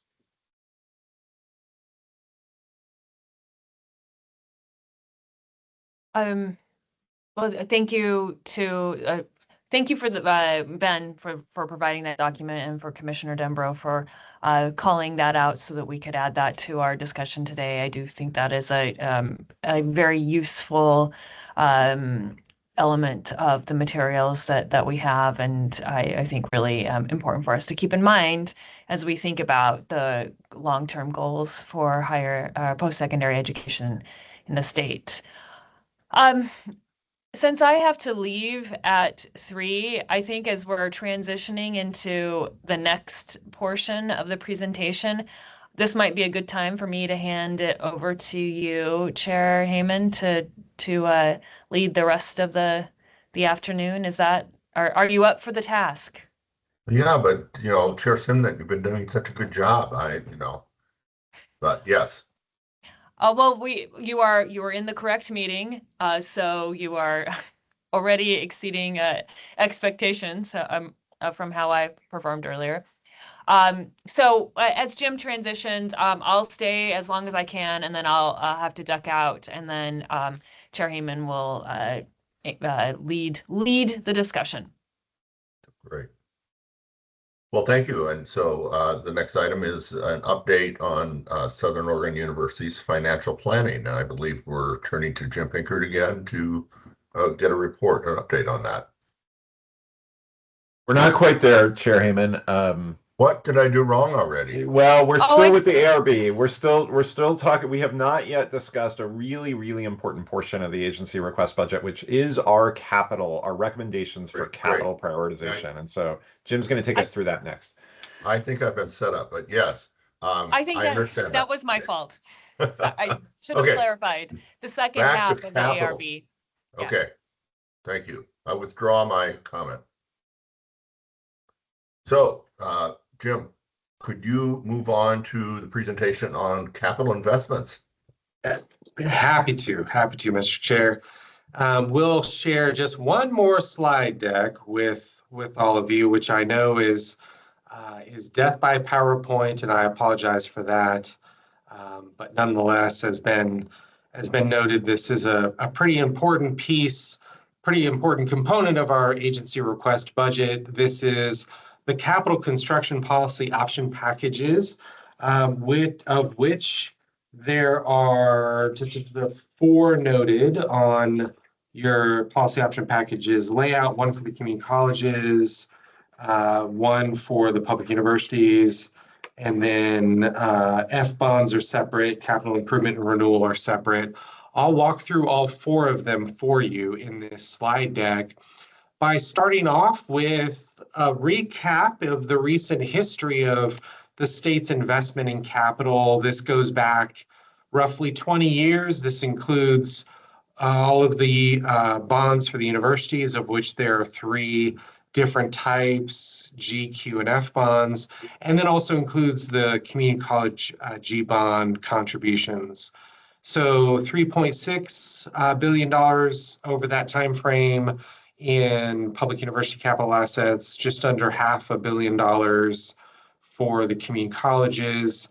And for the universities, we measure progress through a facilities condition index, which is essentially the proportion of the current replacement value of the buildings that is deferred maintenance. And so right now we have an estimated $1.5 to $1.6 billion in deferred maintenance across just over 800 buildings, education and general related buildings, which are currently valued at just over $16 billion. But 10% is about where we want to be on that metric. And 20 years ago, we were at double that. So we have made progress both in lowering the facility condition index and lowering the functional age of most of our major facilities, which has been cut in half as well. So progress is being made with that $4+ billion investment in capital infrastructure over the last 20 years. As we look at capital projects, we keep in mind as a staff the following principles. Predominantly, that state-backed debt should be used for education and general space, workforce space, to extend capacity of existing facilities to support student success. We're not looking at building new buildings, more buildings necessarily, because frankly, the future enrollment and capacity of our institutions is such that they have a lot of the space. They have all the space they need. They just don't have the quality of space needed to serve today and tomorrow's student effectively. So focusing on the workforce and economic development needs of our institutions going forward and serving the students they expect to serve is what the focus of our capital investments will be. For the colleges and universities, there are additional notes for the colleges. There are limitations where no more than one project can be approved, awaiting matching per college per biennium, and the aggregate amount authorized for any one project is $12 million for the universities. We insist that the institutions plan for ongoing operational and maintenance needs aligned with state law, and that Article 11F bond debt only be used for auxiliary space or can be used for auxiliary space, but that debt type is paid entirely by the university themselves. A little bit of a process note. I think we went over this back in December, January timeframe or February timeframe, so I won't belabor this, but we accept package proposals in April. We work with the colleges as a group of college presidents who are not submitting projects, serves as the scoring team to help us rank projects for the colleges. For the public universities, the scoring team is made up of HECC staff from all over the agency, and I really appreciate staff from all corners of our agency participating in that review process. It's important, and their collaboration is appreciated. So then we use commission-adopted rubrics for both the colleges and universities to rank those projects. And I'll show you the ranking of those projects in a second. There's a high-level recap here of the college rubric and the university rubric. In the appendix to this slide deck is a more detailed rubric for each sector. For the colleges, we have project criteria, strategic review criteria, due diligence criteria, university rubric, very similar in that the strategic capital development plan criteria are used, life safety, operational savings, sustainability, student success for underserved populations is a component that we measure them against. The idea here is that we include all of the projects that were submitted in our agency request budget. We do not make any attempt or effort to exclude any of the projects submitted. We do work to prioritize those projects. So we include all the projects, but we rank order them in terms of how closely do they align with the state's priorities expressed by these rubrics. That's really how the process works. More specifically, we verify submissions, ask clarifying questions. In some cases, we request additional information. We do conduct site visits to look at some of these projects. In just the last, I was looking at my calendar, just the last couple of months, I've been all over the state: Newport, Tillamook Bay, Portland, Bend, LeGrand, Pendleton, Klamath Falls, Ashland, Eugene, and Corvallis, looking at projects at our community colleges and our public universities. And I appreciate all of them for hosting me when they did so. We do use grading teams to collaborate with us on grading the projects that ultimately then create the rank order list. The teams do include PFC staff members. In all cases, we provide training to the participants of the grading teams. And then we do a secondary review to ensure consistency across the projects and across the metrics. And that's where we conclude with a final recommendation of prioritization for your consideration as a commission. Just a couple of notes. We did get 18 projects in total. Let me see, 8 from the community colleges and 10 total from the universities, one of which was self-funded, totaling $839 million when you add in the $161 million that the institutions proposed to match themselves with their own resources and dollars. But if if, and they likely won't, but if all of those projects were funded, it would eliminate $279 million in deferred maintenance from the universities and $86 million in deferred maintenance for the colleges. So vitally important. The community college projects that were submitted, all of them good quality projects focusing on improvement of existing space and the replacement of outdated space, renovating classrooms and labs to not just reduce deferred maintenance and mitigate seismic risks, but also to focus on the space that we need to provide completions and credentials aligned with workforce needs. So a lot of these projects focus on space that will be directly used to help students develop the technical skills they need to enter the workforce in those high-paying, high-demand jobs. And 7 of the 8 projects focus on student impact and success. It's not that the 8th project didn't in any way, it's just that 7 of the projects, the predominant focus was on the student success objectives. These 8 projects for the colleges from 8 different community colleges include $107 million in institutional matching. Of course, the colleges are required to match 50-50, dollar for dollar match, which is a little different from the universities, but a lot of the institutional matching dollars come from donor funds. And again, as mentioned, these projects, again, if they were funded, all of them, they would reduce $86 million in deferred maintenance.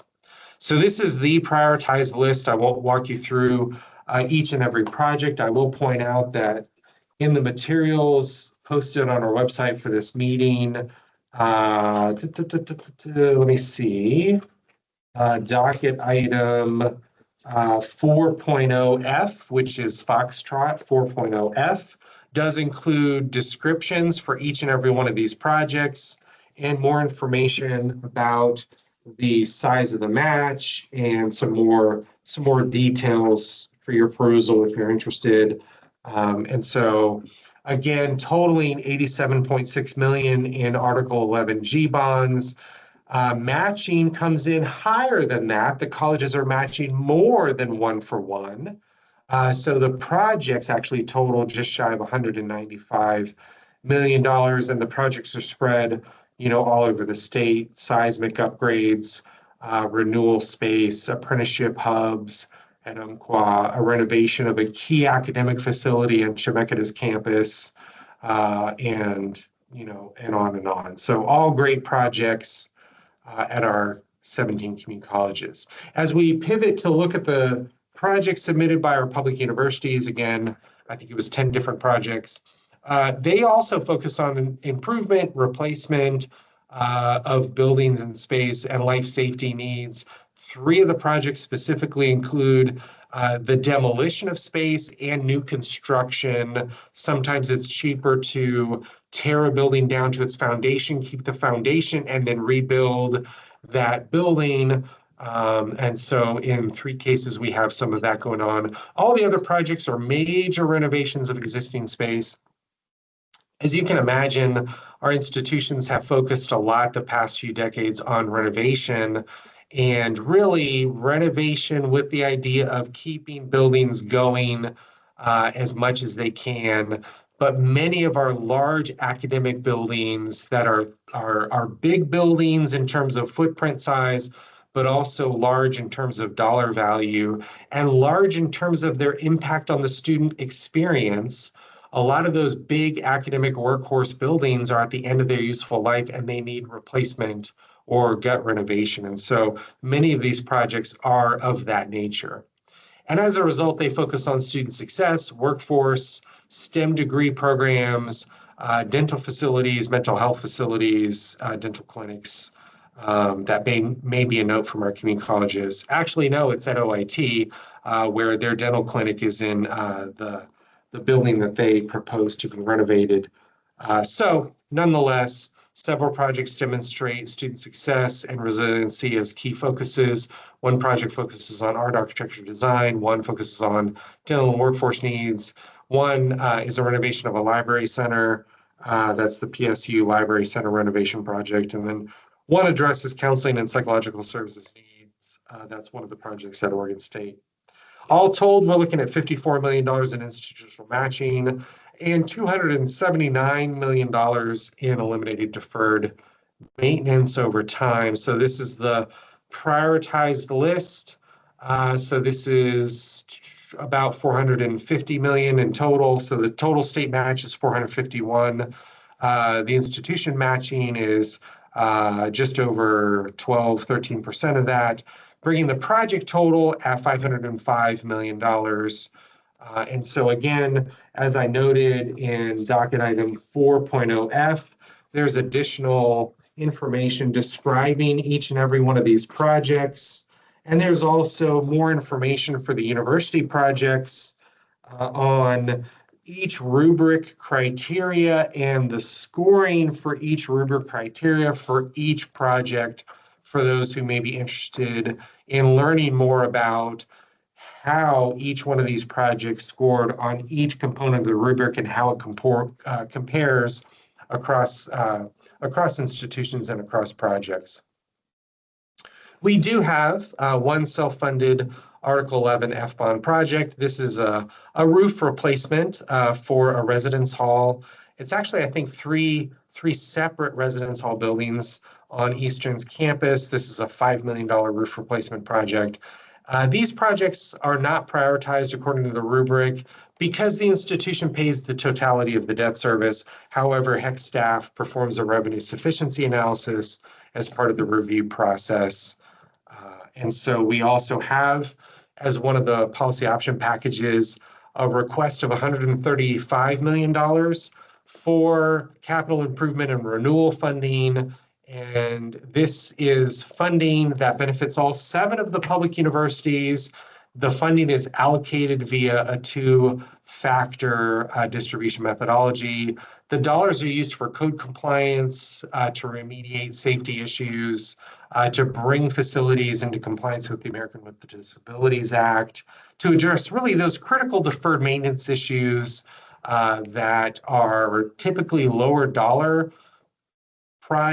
cost projects where the institution chooses the priority and the legislature determines the total funding available, as opposed to, the higher cost individual projects that you saw on previous slides.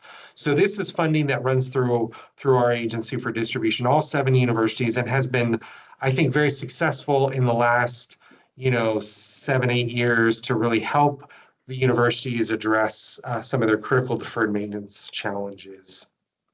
There are a couple slides here at the back just to offer additional context, right? So Oregon State University and Cascades, our friends in Bend, they have done a lot of work in the recent past to remediate land on their campus. And those projects all told are going to add up to about $100 million, but going to make that campus space more usable going forward. Last biennium, you may recall, they had a project request for a student health and recreation center. That project was approved during the 2026 short session, totaling $84 million, where the students themselves passed a fee to pay for that, partially pay for that building. So the student community on campus is really excited about that project. I was on their campus a couple weeks ago. They were excited about architectural renderings that they were pouring over and working with the space designers on making that space usable for their campus community. So we're excited on their behalf.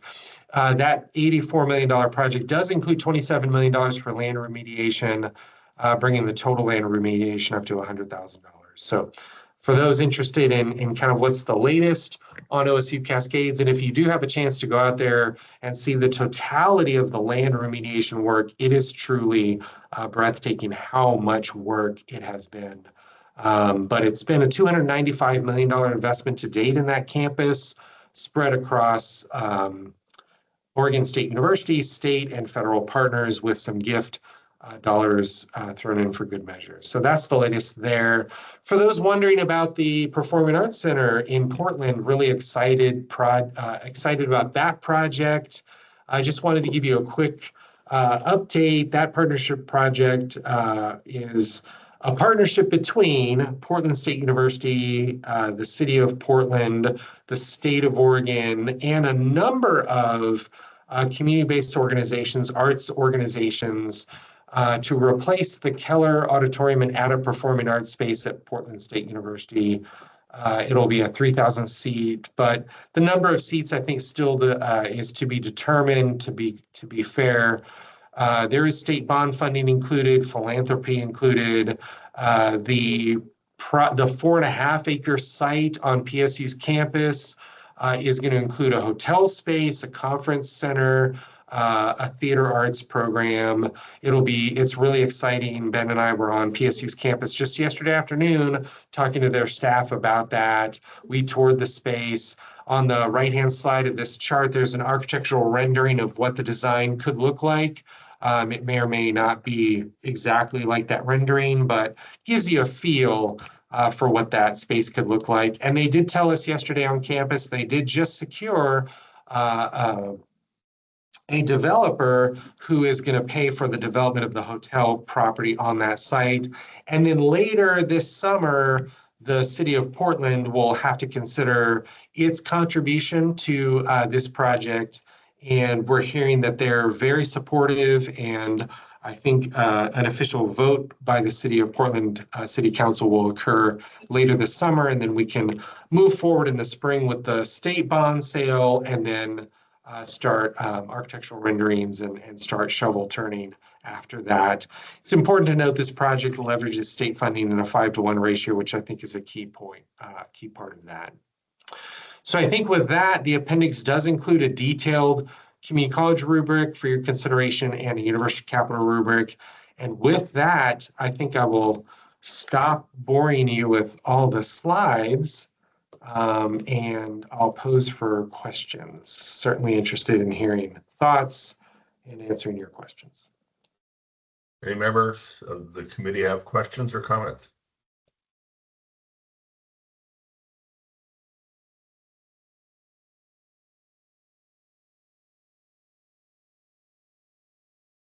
Must have done a great job, Jim. Oh, no.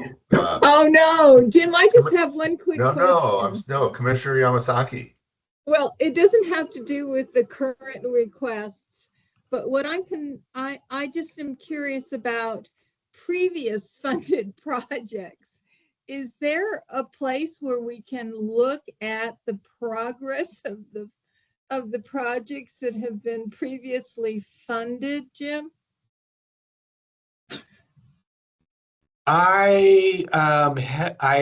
Full disclosure, full transparency, the short answer is no, there's not. We haven't set up a convenient location in which we can share the status of the dozens and dozens of programs that have been funded. I can tell you at any given point in time, we're actively reimbursing anywhere from 2 to 4 dozen different projects at more than a dozen different community college and public university campuses.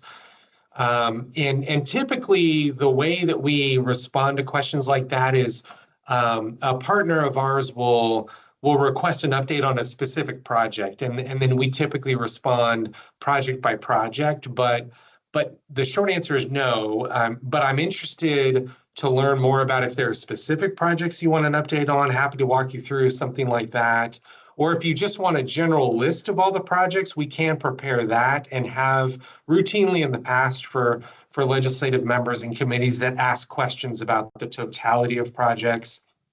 And I see that my colleague Bruce Johnson in the meeting chat did note that there's a legislative report on capital projects for all active projects that we present to the legislature. So effectively, we do have a process for that. So maybe we'll just send you the most recent version, but I will tell you the next version of that report is coming up in January of 2027, January, February. So that report may answer a lot of the questions you may have.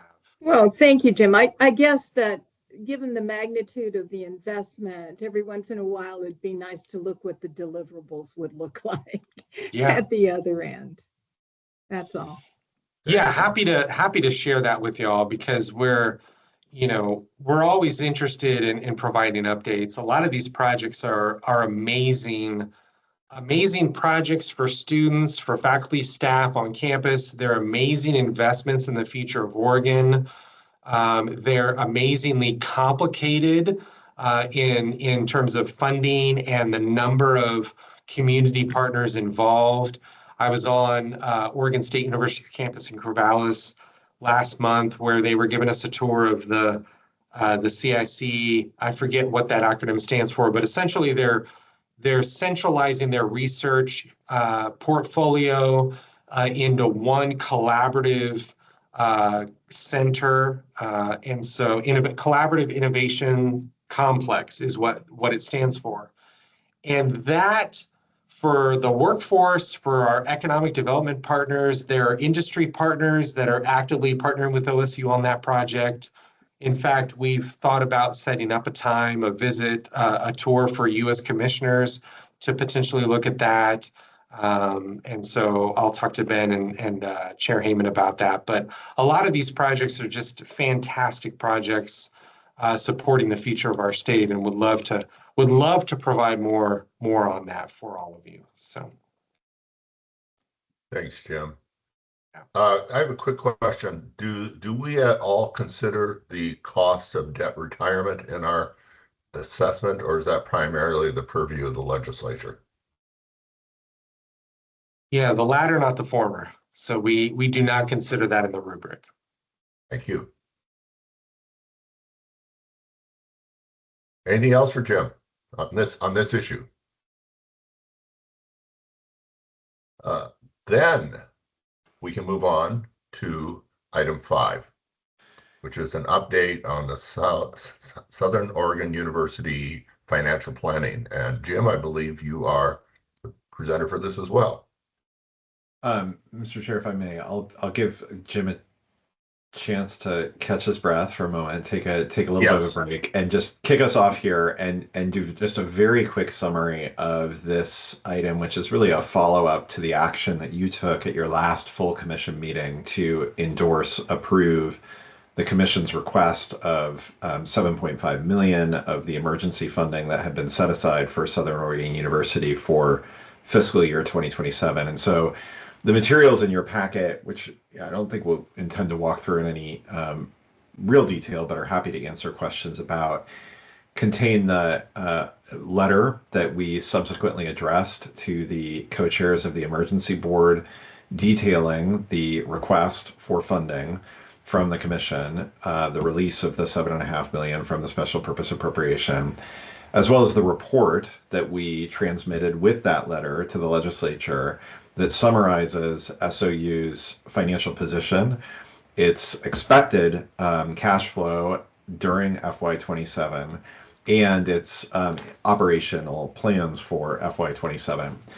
That report, which is included in your packet as item 5.0B, to be clear, really focuses on the upcoming fiscal year, the year for which the $15 million is intended to help bridge SOU to its new state that will be required for the university to reach in order to balance its budget in 2027-29, the next biennium and beyond. So there's a focus in the report on the upcoming fiscal year. There is a analysis that is helps to reinforce the importance of that $15 million special purpose appropriation, which we expect to be requested in 2 tranches, the $7.5 million now and an additional $7.5 million later.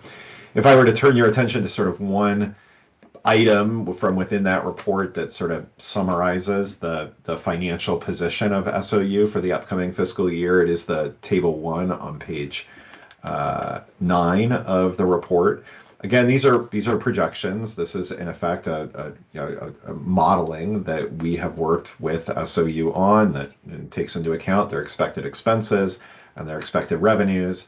It includes the $15 million of special purpose appropriation, so it assumes that revenue is received under state funding, and it shows that on a cash flow basis, the university ends the fiscal year, FY27, June 30th, FY27, with just over $1 million in cash balance. That is,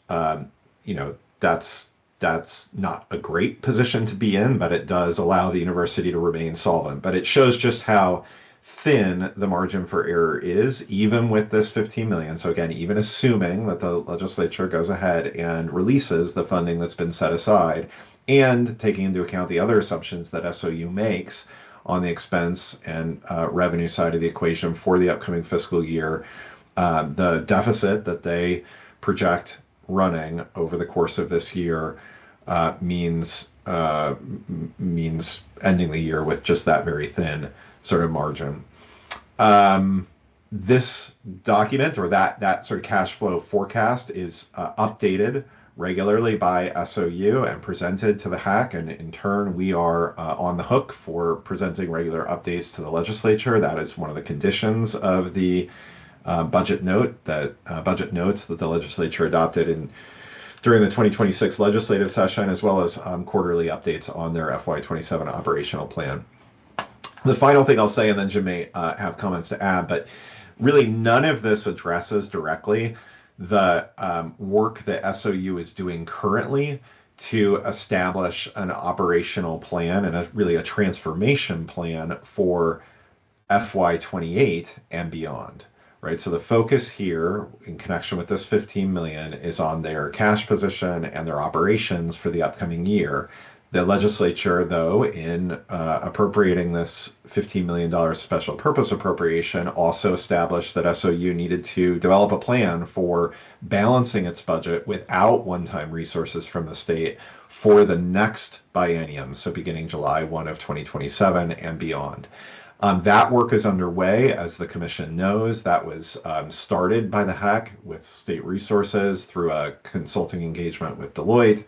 That produced a report to their board with options for their board's consideration. Back in May, we talked about this last month.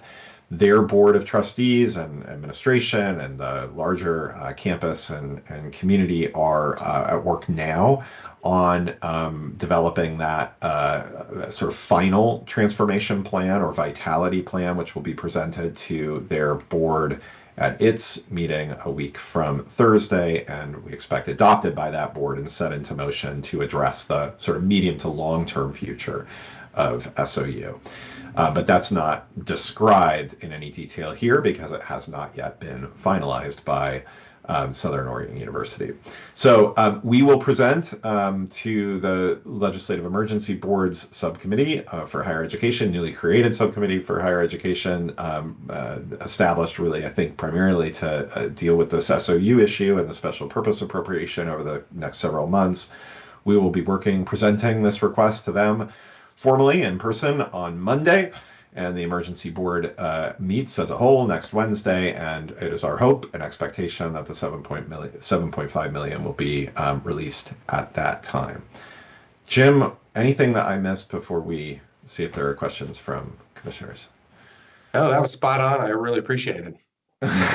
You've been going for a while, and I figured I could use the warm-up before my presentation to the legislative subcommittee next week. So yep, happy to take the baton from you here.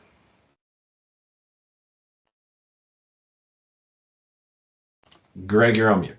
Yep, we got it. So we want to open it up for questions, or you have additional comments, Jim? Happy to take questions. Thanks. Then we will open it up for questions at this point.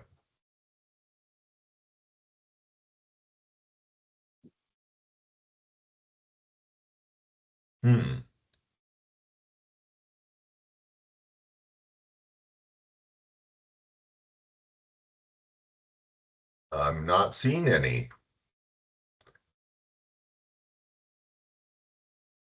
I appreciate that, for all of us, but certainly for me, just having sort of regular update on this work. And it's a complicated and challenging situation, and I think we're well aware of that because of the information you've provided. And I'm certainly looking forward to what SOU represents in that next document, which is so critical as we move into the next biennium, but we don't yet have that. So, but it does appear that the work to date, as you've already represented, Ben, does demonstrate with the $15 million the capacity to end the current biennium in a very narrow, thin net positive situation. So I guess that's good. I think that that puts them, it gives them an opportunity to address the harder issues, which is looking forward. And so I think that's a good move. Thank you. Anyone else?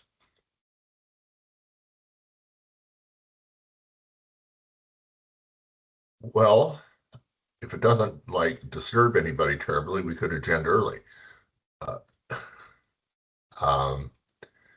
I don't see any complaints about doing that. So I think I'm going to adjourn this meeting. So thanks to all of you, and we'll see you tomorrow. See you tomorrow, everybody. Take care. Bye-bye. Bye-bye. Thank you. Okay. See you.